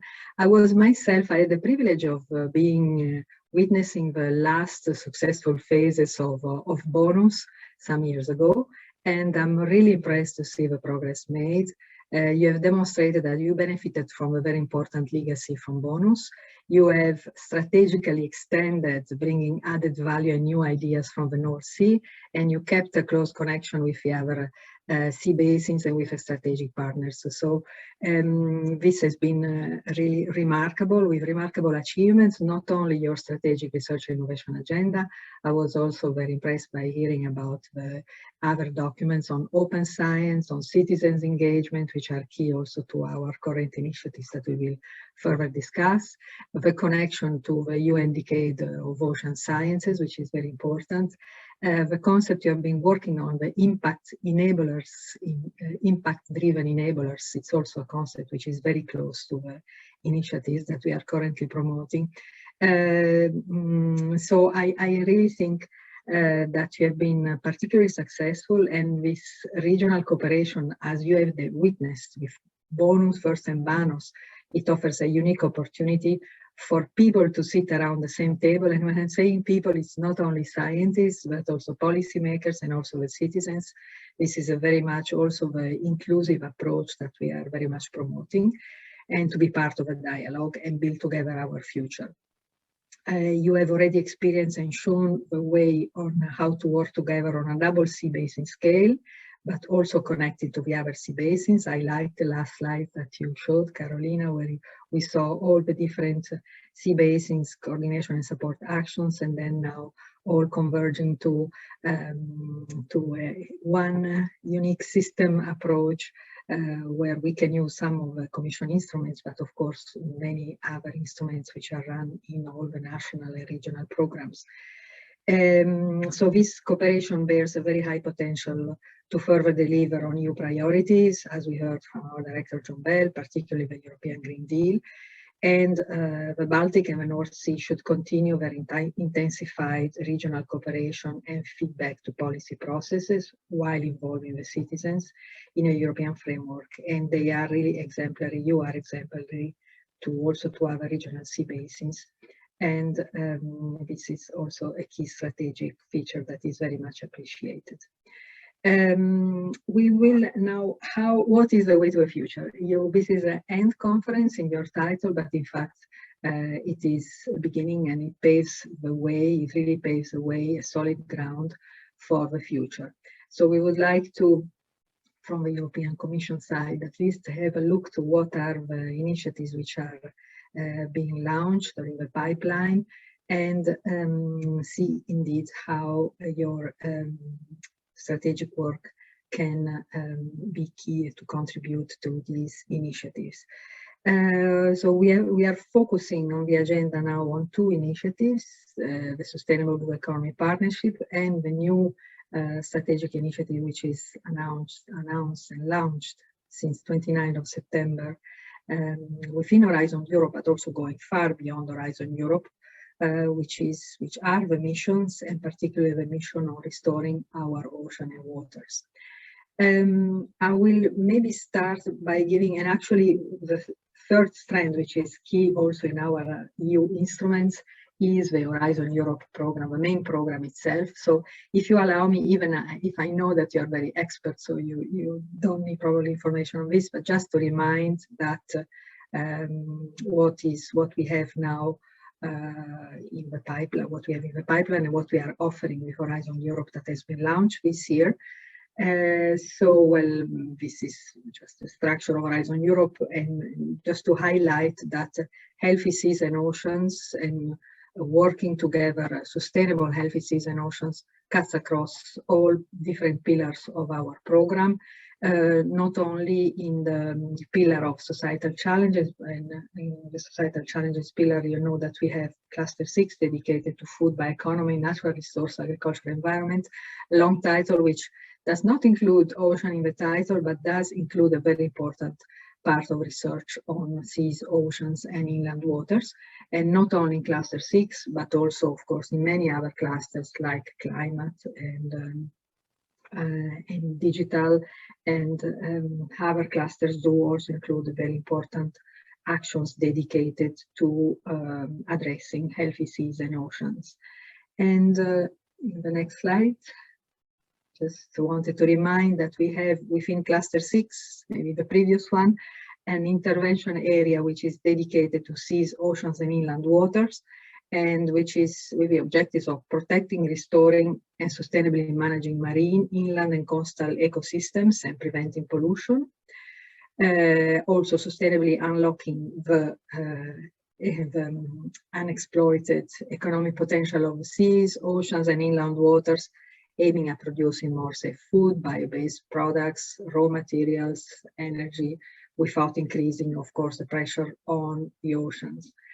And then we have partnering approaches, including sea basins and macro-regional strategies for contributing to international ocean governance commitments.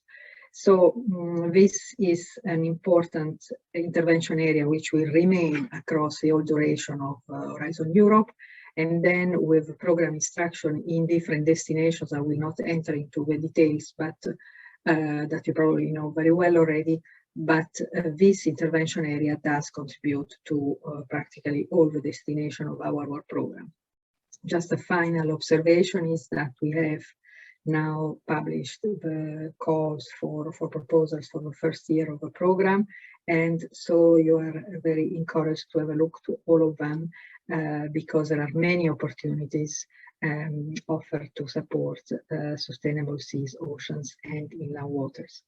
So this is one of the 3 strands that I wanted to quickly remind. The second very important initiative is the partnership, and the Sustainable Partnership for a Climate Neutral, Sustainable and Productive Blue Economy. I will give the floor to my colleague Wendy and also to 2 important partners who are leading the preparation of the proposal.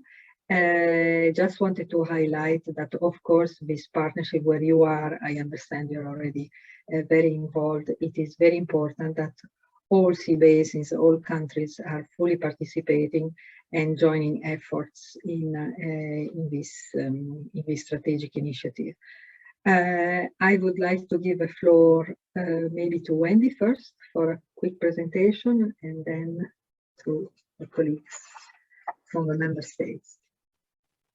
Good morning, colleagues. I will just give you some introductory slides to the partnerships and the Sustainable Blue Economy Partnership, after which then the leads from the member states and associated countries will give you further explanation on the process that are currently performing right now, since the call will open at the end of this month. So the partnerships in Horizon Europe bring together the European Commission and public and private partners to address Europe's most pressing challenges through concerted research and innovation initiatives. So they are co-funded by the Commission and member states resources from associated countries, and as well as private partners. But that depends on the type of the partnership, to which extent the private partners are included.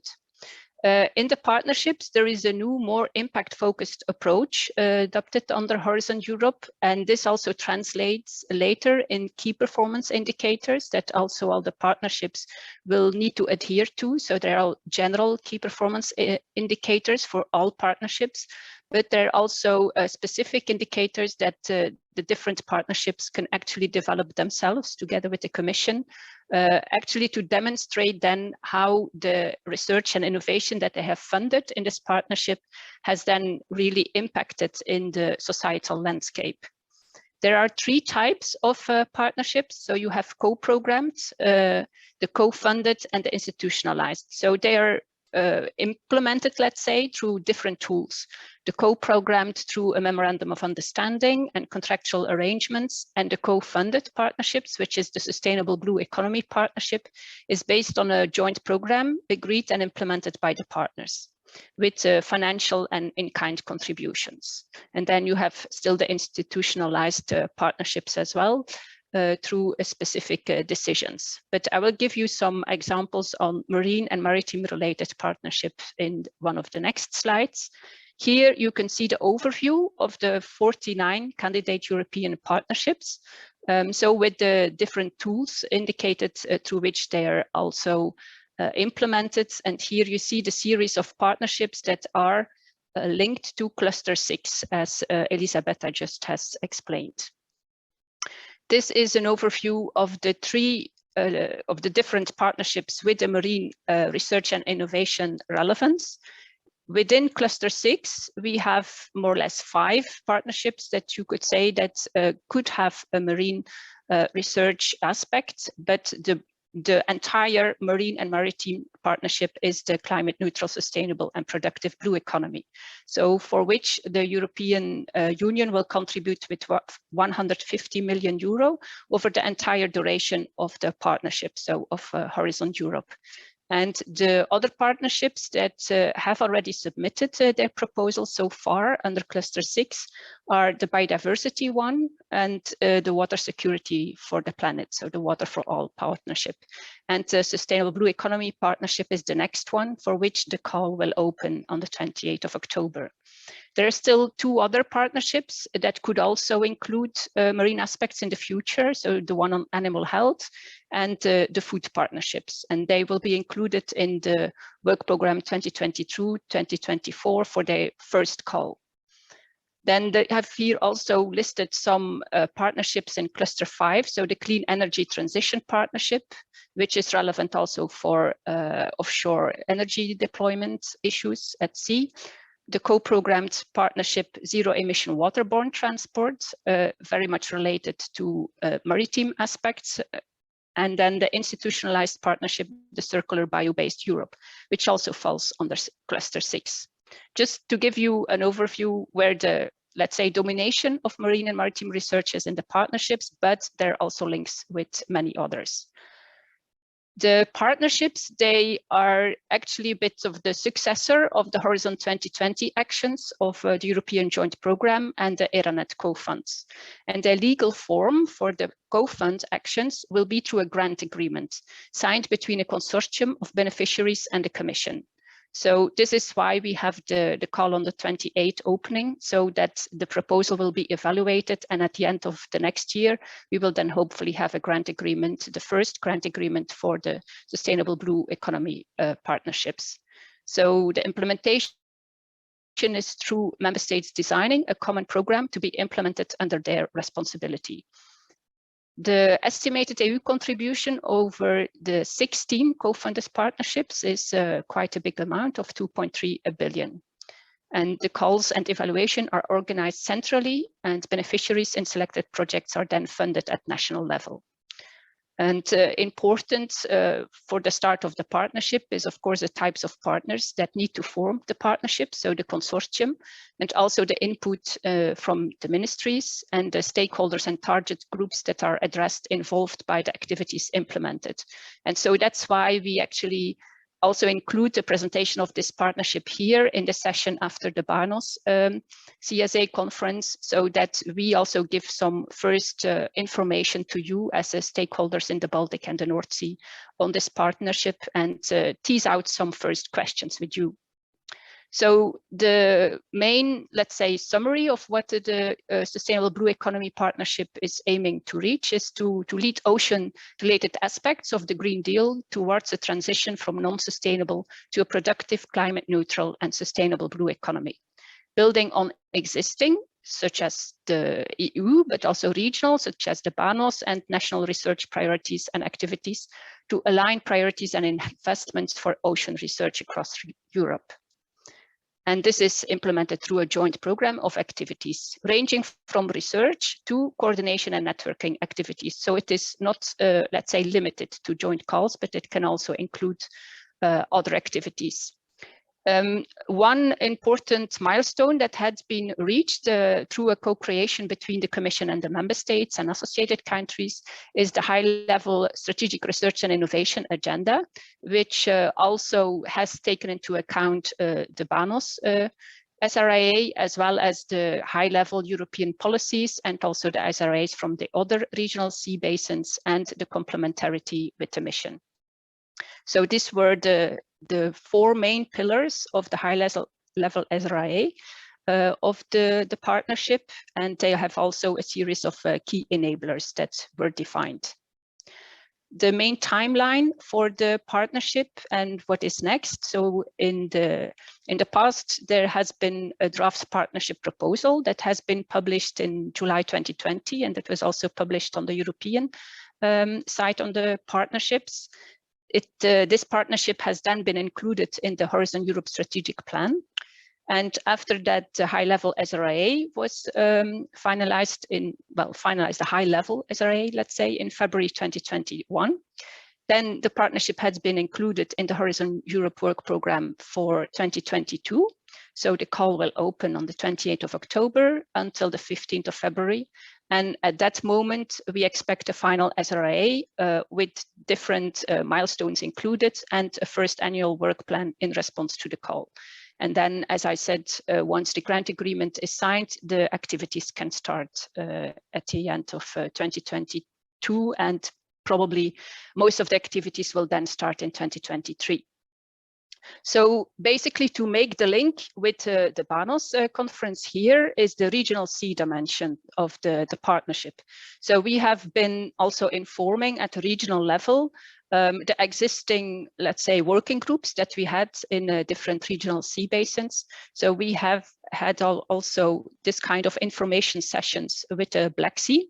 And the next one will also be at the end of October, because for the Black Sea, we are also a little bit in a different composition than in the Baltic. In the Baltic, we have mainly and the North Sea, we have mainly a lot of member states and also some associated countries. But in the Black Sea, it's a bit more complex with only 2 member states and then the associated countries as well as a third country.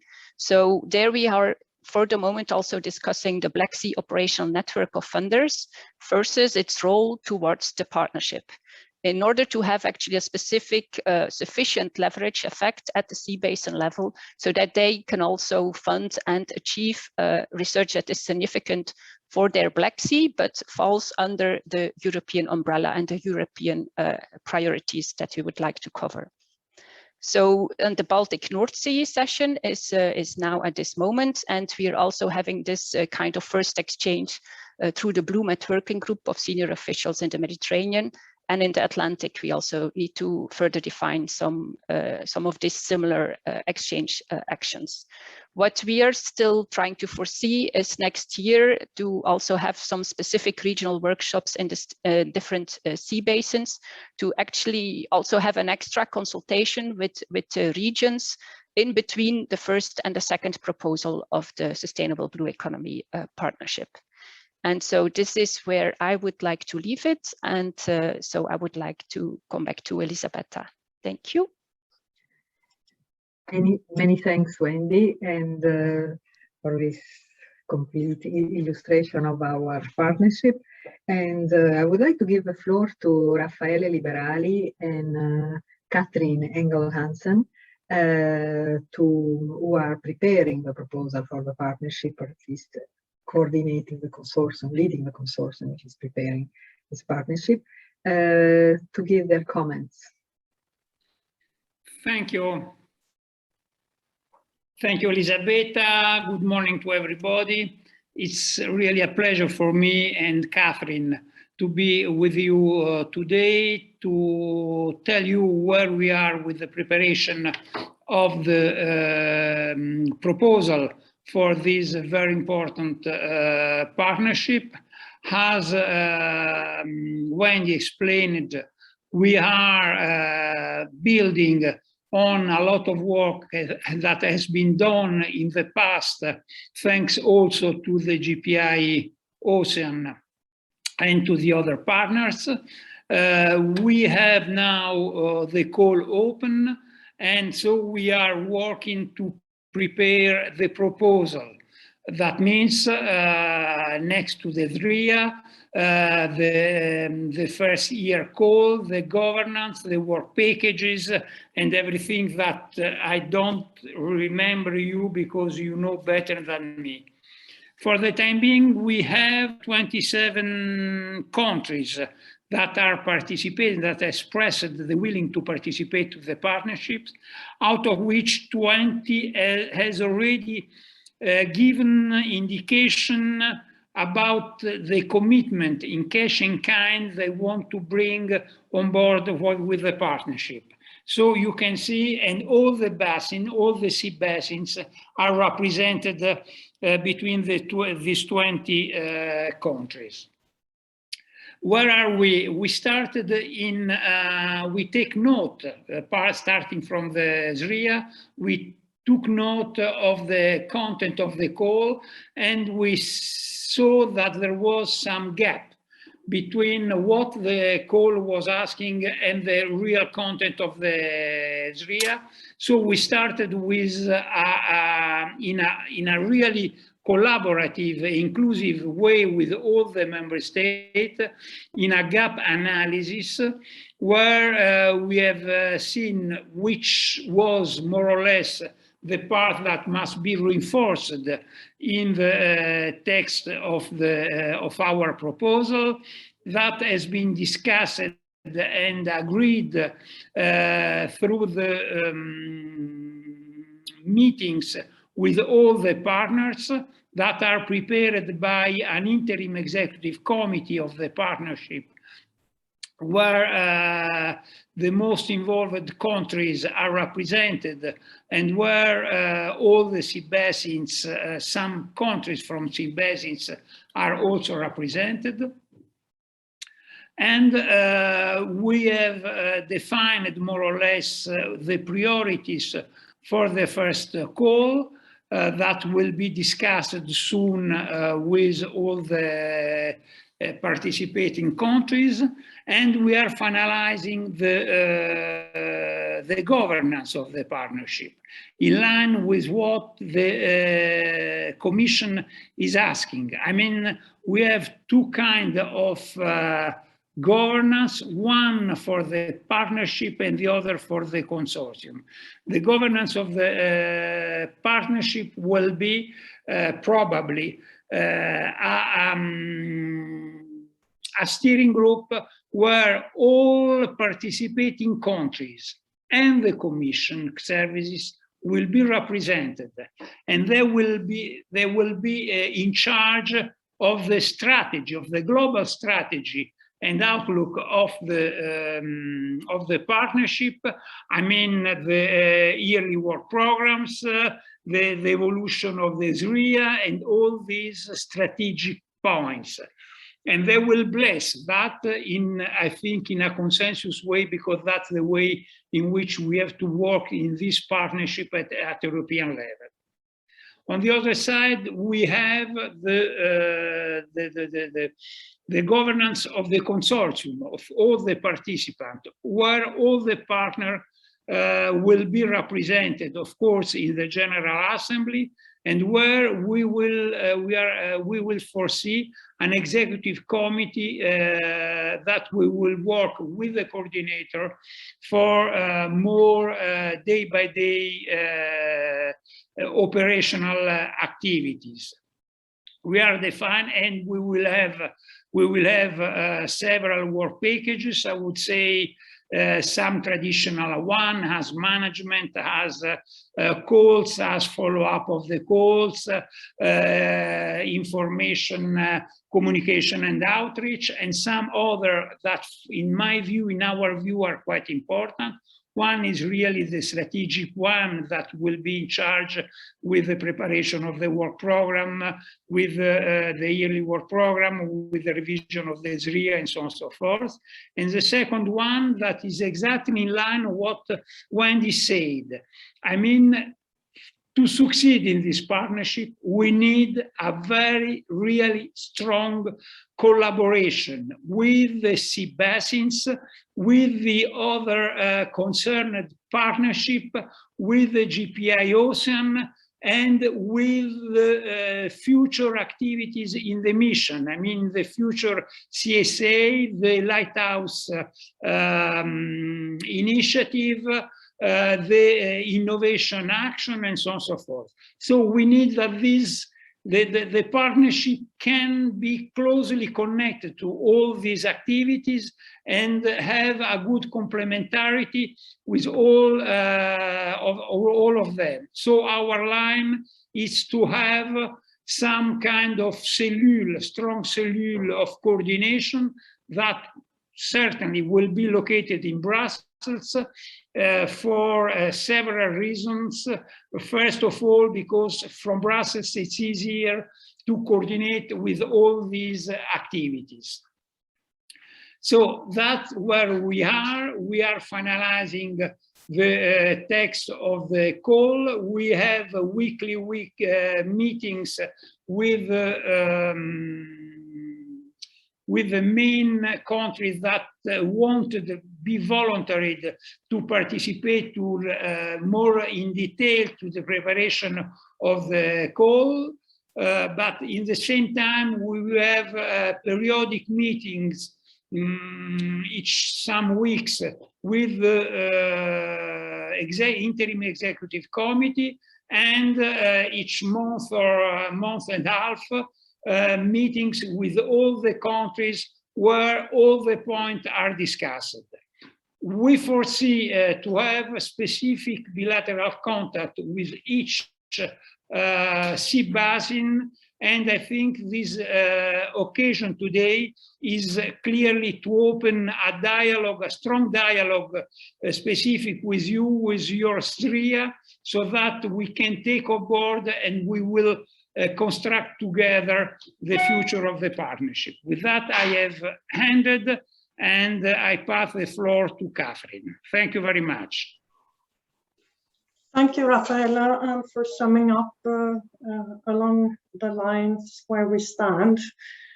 Before I actually say anything about the partnership, and I'm aware time is running, but I would like personally first to thank BANOS, back to Kaisa Kohonen, and of course to Andris and Carolina and all other nice colleagues with whom we've been working over the past years, decade actually, and more.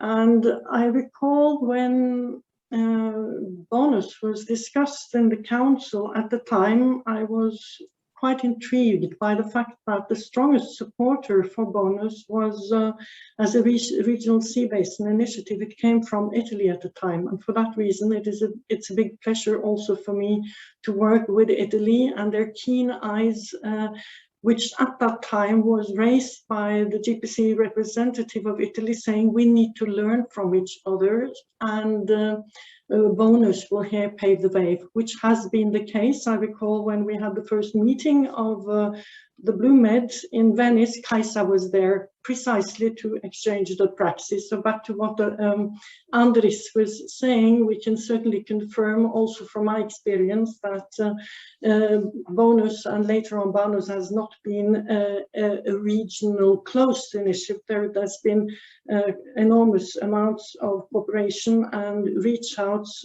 also to me when I was in the JPI. And I also know Torstein is following up from that end. I'd like to maybe pull two elements which Raffaella didn't mention here, and that is one which connects to the dialogue we're having with the sea basin, but also what Wendy says, that Horizon Europe is much more solution oriented. In that context, I believe BANOS has a lot to contribute to under the Rome Maritime Day. I recall they could give very precise scientific evidence to policy on how much fertilizers could be released in the Baltic Sea, and that sort of impact is extremely important. I think also the cooperation with the other sea basins, I agree with what Raffaella says. We need to think, and also Andris, we need to take the global approach, the pan-European, but we need to act locally because of the sea basin specificities. And the scientific community will, I am sure, when we implement this carefully look through at which geographical level we need to think when we design the topics and calls for proposals. One thing which maybe we need all of us to think about, and that relates to the impact and what Rafael said about the gap analysis, the partnership needs to be strengthened on the just transition, the fact that this is actually about making also the blue economy more cleaner, to put it that way, to clean the economy. So we need to massage very carefully in the partnership how to cooperate also with the industry. And to that end, Rafael and I have already had our first meeting with ZUT, the zero emission waterborne transport, and with the waterborne tech platform to also look at how they will be working. And we, of course, also will need to, and that was a dialogue also with Martera, who has been dealing with all of the technology solutions for the oceans, including the maritime industry. We are also setting up dialogues with the partnerships, as Wendy was speaking about, to ensure that we make a good cooperation with the other partnerships, even though we will probably not have calls for proposal with them, at least with the union money, but to identify ways of cooperation to strengthen Europe in its abilities towards the ocean. An additional element I believe is important for us to look into is the observation part of this. We are spending in Europe an enormous amount on observations, I think 1.2 out of the 2 billion euros annually. And it is very clearly addressed to us in the call text for the partnership that we need to strengthen the GEOS and the Copernicus EOS dimension and see how that can also contribute into that equation. And of course, we know that EOS has this composition of the regional observation facilities. So there's a lot still to be done, exciting, and we very much look forward to the cooperation with the regional sea basins. And I'd like to personally also congratulate the BANOS colleagues and also in the Secretariat for a tremendously good job which you've undertaken, and look forward to the continued cooperation, not only on the content, but on the very good work you've done in setting up different exercises, impact assessments, it could be foresight exercises. So we will certainly have dialogues for inspiration. Thank you. Many thanks. Many thanks both Catherine and Raffaele. This has been very inspiring, and I couldn't agree more with you that we really need this strong strategic collaboration across all the European sea basins. And this is happening now. You're demonstrating that it's happening. There is a very strong basis shown here in the context of BANOS and the legacy from BONOS, where really the practice was already shown. And we do need this very strongly for a partnership. You also very rightly said, Catherine, that we need a pan-European approach, but then acting locally in function of all local opportunities and challenges. So this is also very much a spirit we are working with, and also a partnership on just transition. So we really call also from our side for a strong participation in the partnership. We also need to know concretely what are the commitments. We are starting to prepare quickly our work program for the year 23 and 24, and we need to adjust also our commitments with the commitments from the member states. So this can sound like an administrative detail, but it's very important. I would like to ask, I'm not sure whether we can take questions from the participants. Maybe Carolina can guide me. If there are questions or comments, I would very much welcome them. We can take questions from anybody. Yes, I just see if there are hands raised. Maybe you can. Somebody would like to take the floor. Just if you can identify yourself.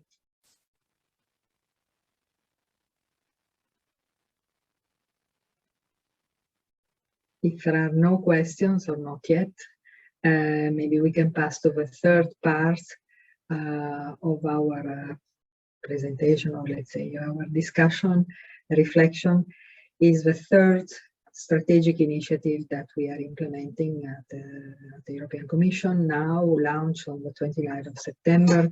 It's emissions. Emission is a big novelty of our new Research and Innovation Framework Program Horizon Europe.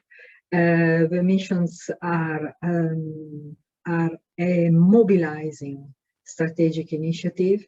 They aim at addressing main societal challenges, but addressing them, empowering the citizens as actors of change. So the missions go far, they are rooted in research and innovation as a first step, but they go far beyond research and innovation. They aim at steering a set of actions which are not only research and innovation, but also policy measures and legislative initiatives in order to achieve concrete goals with large societal impacts. And maybe on the next slide, Wendy, if you can go. Yeah. So they are bold and inspirational with wide societal relevance. They indicate a clear direction. They have targeted, measurable, and time-bound targets. They are expected to gather not only researchers, innovators, business, policymakers, but also citizens, and provide them with the tools and funding they need to join forces across sectors to find tangible solutions to overcome the world's most pressing challenges. And in this case, the mission specifically that we are addressing today is addressing the challenge of restoring our ocean and waters. We have very much a system approach. We are speaking about the hydrosphere, so it's a connected system between seas, oceans, and inland waters. In the next slide, maybe. So we see that our mission contribute to the implementation of the European Green Deal, and particularly mission and ocean and waters is based on the principle that the European Union can only fulfill its European Green Deal with a healthy ocean, seas and waters. So there cannot be any green without a blue, as our director highlighted in his introductory address. And again, the second important principle that I wanted to highlight is the system approach. As I said, the hydrosphere as connected inland waters, ocean and sea, which is very much at the core of this mission. And on the next slide, we see specifically what are the objectives. So we have three main objectives in this mission. First is protecting and restoring marine and freshwater ecosystems and their biodiversity. So these three objectives are distinct, but they are all very interconnected, obviously. Then the second one is to address, prevent and eliminate pollution of our ocean, seas and waters. This in line with our EU action plan towards zero pollution. And the third main objective is making the blue economy carbon neutral and circular. And for each of these objectives, we have some targets and specific targets. And I would maybe focus on the last objective, even though, as I said, they are all equally important, they are all interconnected. And you will see afterwards in my presentation that we are addressing these objectives using the concept of lighthouses. And there are lighthouses identified for each sea basins. Each lighthouse has a starting point in one sea basin and a focus on one of the three objectives, but that doesn't mean that there is an exclusivity. So when you will see that the lighthouse, which is focused on the Baltic and North Sea, is focusing on the third objective, making the blue economy carbon neutral and circular. So we need to focus, but this doesn't mean that there is an exclusivity and that one sea basin can only address one objective. The three objectives are relevant for all sea basins, and we expect in the end to have an interconnection and an upscaling of demonstrated solutions across all different sea basins. So back to the third objective, making a blue economy carbon neutral and circular, we are aiming at eliminating greenhouse gas emissions from maritime economic activities in the EU and sequester those emissions that cannot be avoided, so net zero maritime emissions. And secondly, specifically to develop zero carbon and low impact aquaculture and promote circular, low carbon, multi-purpose use of marine and water spaces. So these are the specific targets for this objective. And on the next slide, we see that So how are we going to implement those objectives? In addition to the 3 objectives, we have two enablers, 2 important enablers.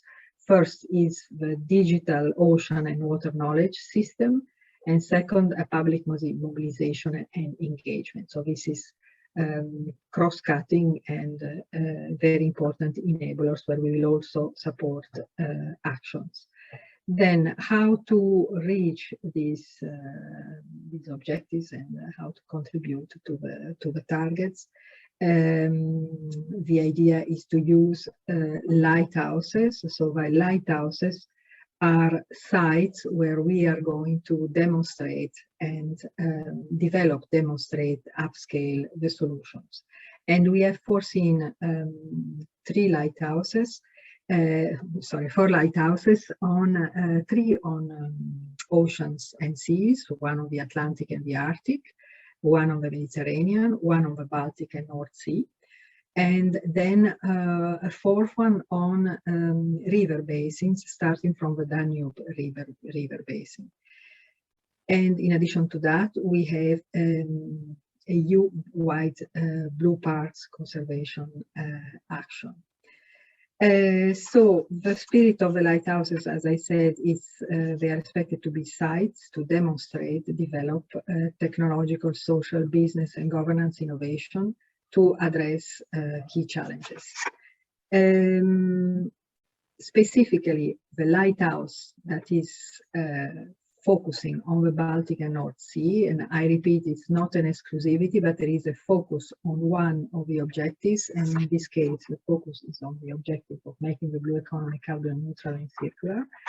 And so in the next slide, we see, so what is, so the objective of this lighthouse is mainly to connect and structure existing activities and to disseminate and upscale solutions and mobilize relevant actors. And so in this respect, what you have built first with BANOS, now with BANOS, and also with all the strategic partners that were present today and that also mentioned very important achievements, is key for this connecting and networking the existing activities. So when we thought of the lighthouses, we really would like to start from the places where things are already happening and that we can further develop and further demonstrate and scale up. And the initial focus in the Baltic and North Sea will be on using marine and coastal resources to reduce net greenhouse gas and other emissions.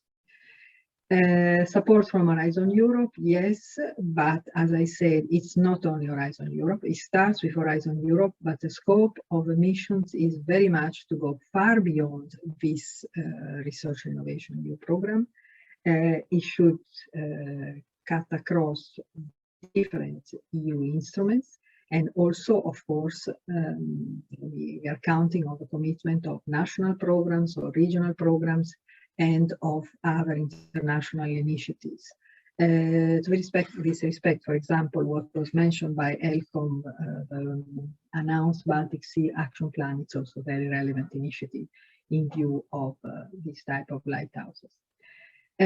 So from Horizon Europe, we have some preparatory steps towards implementation, and we are speaking also about charters. So the political charters is a parallel process where we are aiming at having commitments from member states, from regions, from international programs and international initiatives.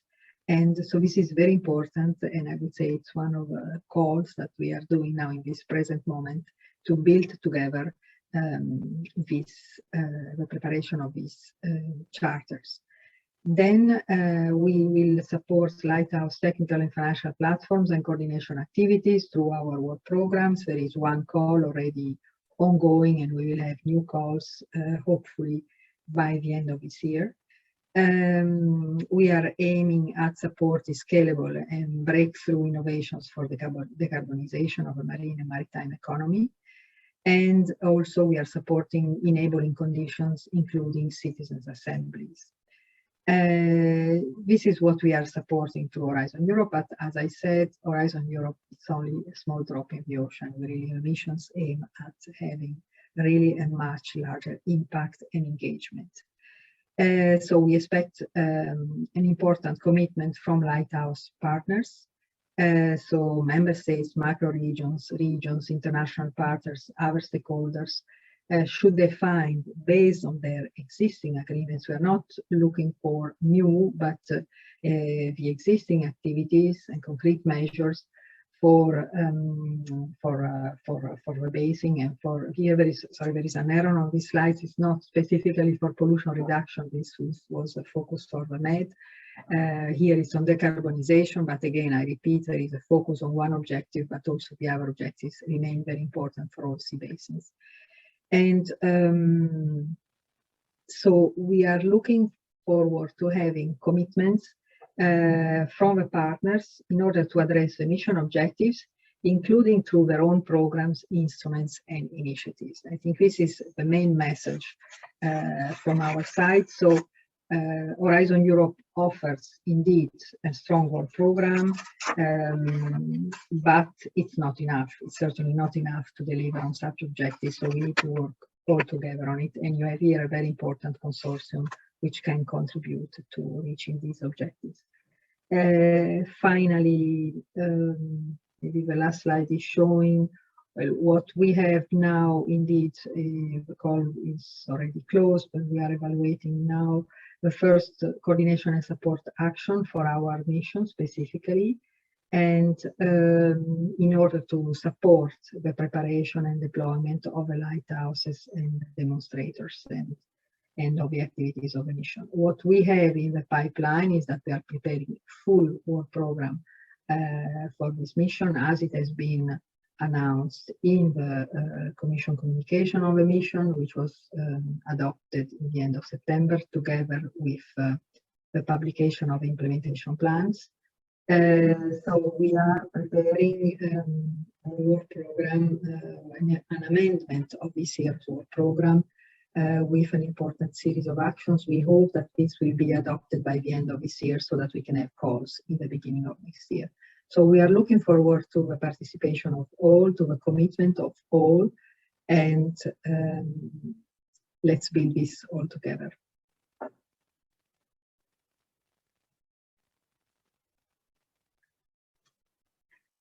Good. Then I would like to ask, so get involved indeed is our main message. I would like to give the floor actually to the participants if there are questions, comments, reflections.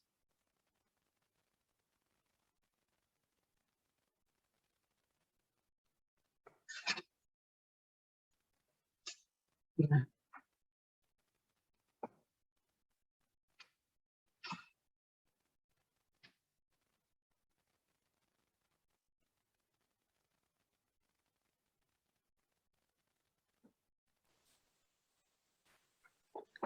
If you wish to ask a question, just please raise your hand.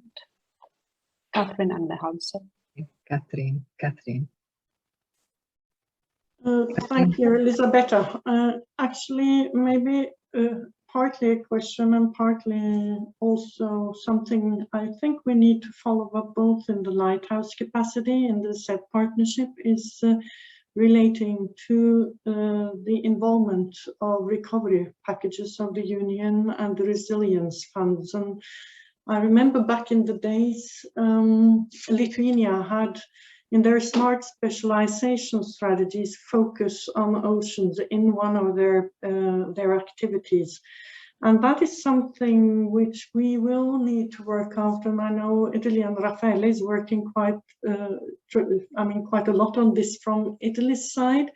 And there is clearly a regional dimension also in these areas, and will enable countries to participate in a much broader scope than formerly.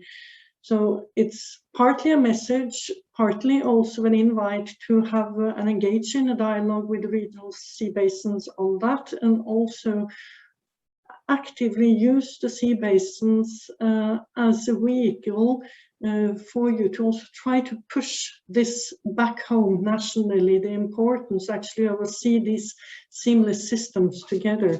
So maybe Elisabetta, you're best placed to comment upon it, but I think it is quite an important dimension to both the missions and the partnership and the thinking of Horizon Europe to impact, and also with this very strong focus on impact and transformative change.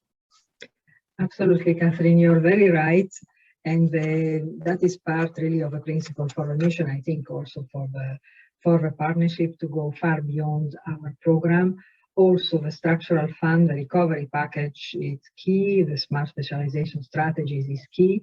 And this is part of the whole discussion and dialogue that we are having with the member states, and that will be important in the preparation of these charters. For each of the lighthouses, we are intending to prepare a charter. We have parallel processes which are also very well progressing with other sea basins. We had very interesting discussions in the Mediterranean, and all this is interconnected. And indeed, this is an element, a very important element in the hands, mainly also of the member states, and it's part of a collective efforts that we have to do together.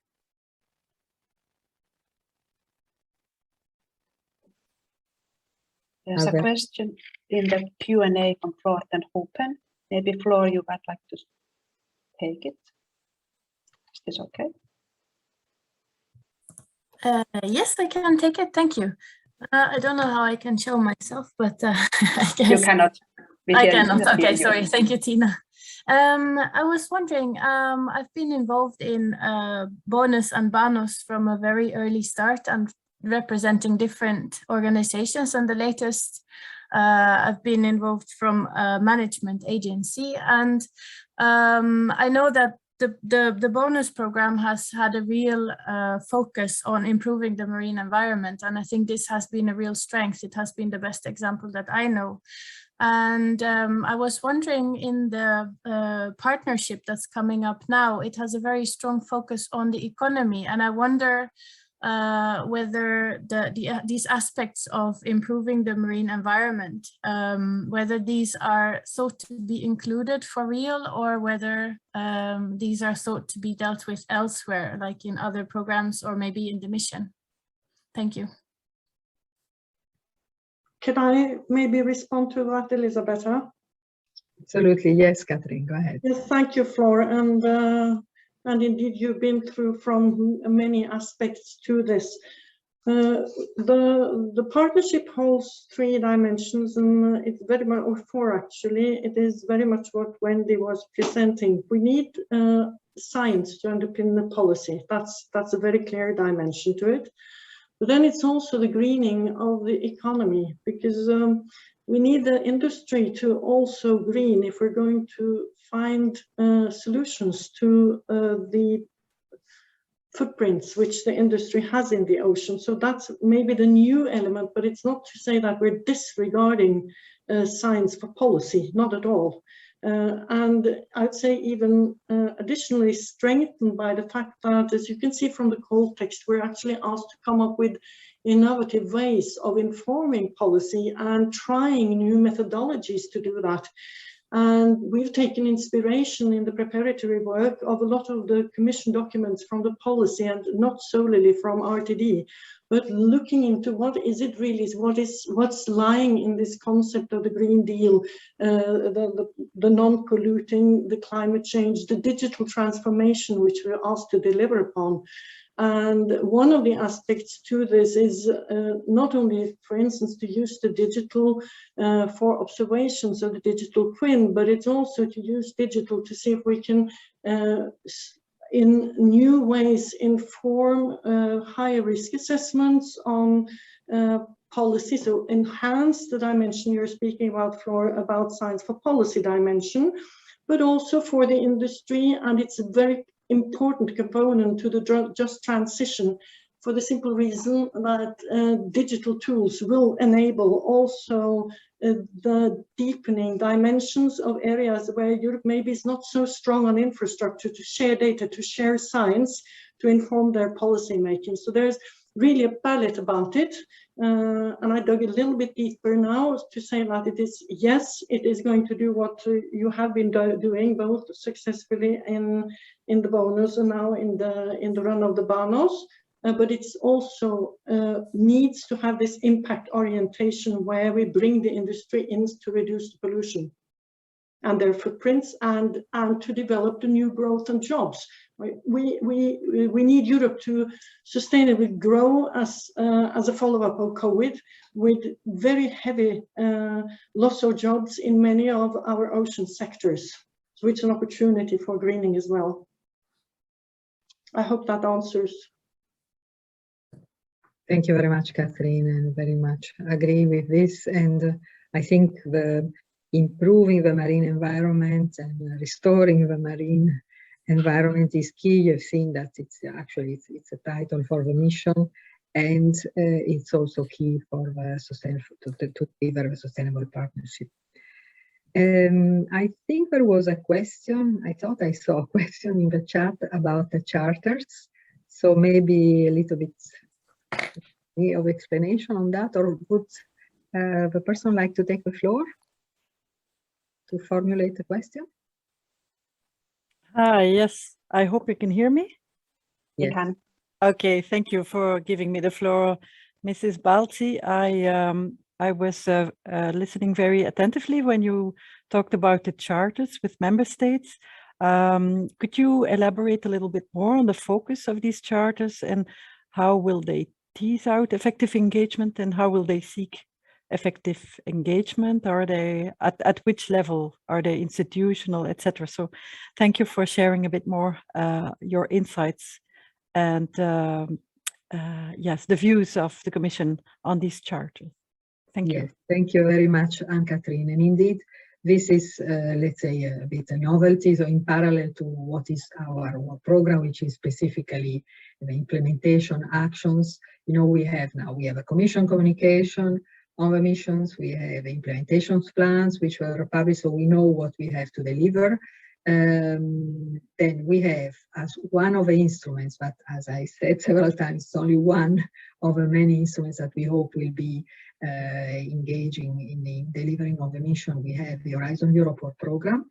And in parallel, what we are doing is this process of preparing the charters for the lighthouses in order to get a political commitment from all the stakeholders, actually, of course, starting from the member states, the regions, but also international organizations, and whomever can in the end contribute to the implementation of these charters. So we have started this process, and that's why it's important to mention it also in this context, I think, because we have here a very important consortium which can contribute certainly to the charter for the lighthouse on the Black Sea, no, on the Baltic and the North Sea. And so we have to build this together. The timeline is in the frame of, let's say, by next year we need to have them in place. We would like to have them in place. It will be a participatory process. We will be driving it. We will be helping it, facilitating it with probably some workshops. So we will come back to you, where we would like to ask you also how you see that you would could engage in delivering the implementation plans of the mission. So we have this implementation plan. We have clearly the targets. So how do you, this is my main question, I would say, back to this very important consortium, how do you see that you could, with your national programs, regional programs, with initiatives, strategic initiatives, also that we have heard here in this case, for example, from HELCOM, from ICS, and all the international organizations which can be involved, how do you see that you could contribute to the implementation of this mission according to the implementation plan? And how can we engage together? Now, there are some parallel processes ongoing according to the lighthouses that we have been defining, so with a different sea basins, but they are not in isolation. So it's also very important that many of you are also involved in some of the other sea basins processes. So they need to be interconnected. There should be even exchanges, even though there will be some focus, because each sea basin has a starting focus on one objective, starting from the, let's say, also the maturity of the ongoing initiatives. But then the scope is really to upscale them, replicate them, and spread them across the whole Europe. So we have to build a bit this process together. We are looking forward to it, and I would really like to call for your active engagement in this process as a future for our mission.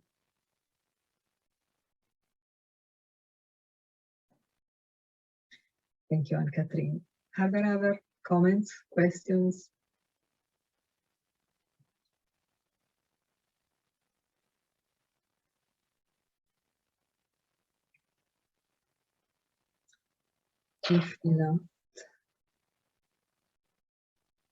If not, I don't see questions or comments, or maybe just in the chat.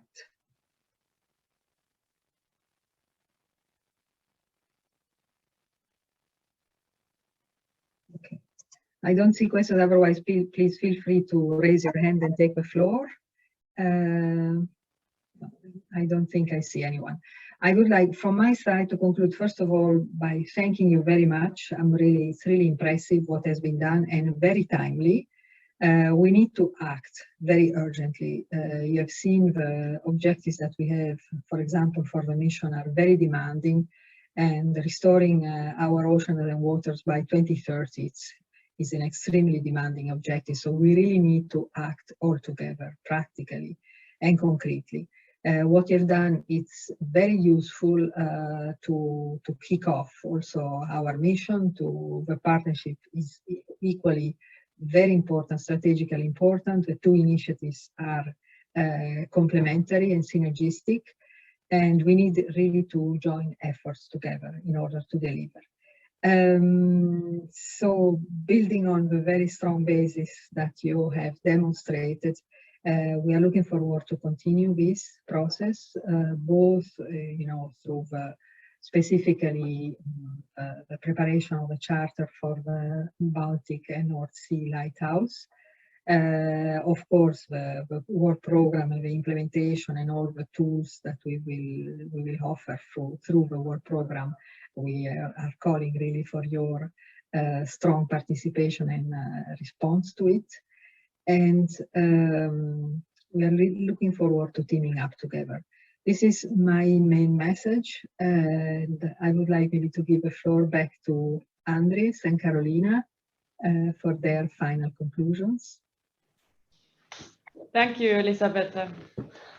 Thank you for joining us today, and thank you for this opportunity to have this joint final BANOS conference with you. Certainly, it was very, very interesting and insightful to hear some news from the Commission side, and especially also from the coordinator countries, from Katrin and Rafaela, on the developments of the Sustainable Blue Economy Partnership. We very much appreciate all of you, and of course also Wendy, who is working so hard on this Sustainable Blue Economy Partnership developments at the moment. So from our side also, we would like to thank all of you and everybody who sticks to the end of the meeting. I see that most of us are still there, so we very much thank all the participants of today and everybody else who has been involved in the BANOS CSA in any stages of the process. More information you will be able to find in the internet, so please visit BANOS CSA and website. And also, like we mentioned at the beginning, all the BANOS materials and the deliverable summaries you will be able to find there. And if you are interested in reading the complete strategies, you are always more than welcome to contact us, and we can send you copies of them. Thank you very much, and bye from Helsinki. Yeah, bye. Thank you very much, and goodbye from Brussels as well.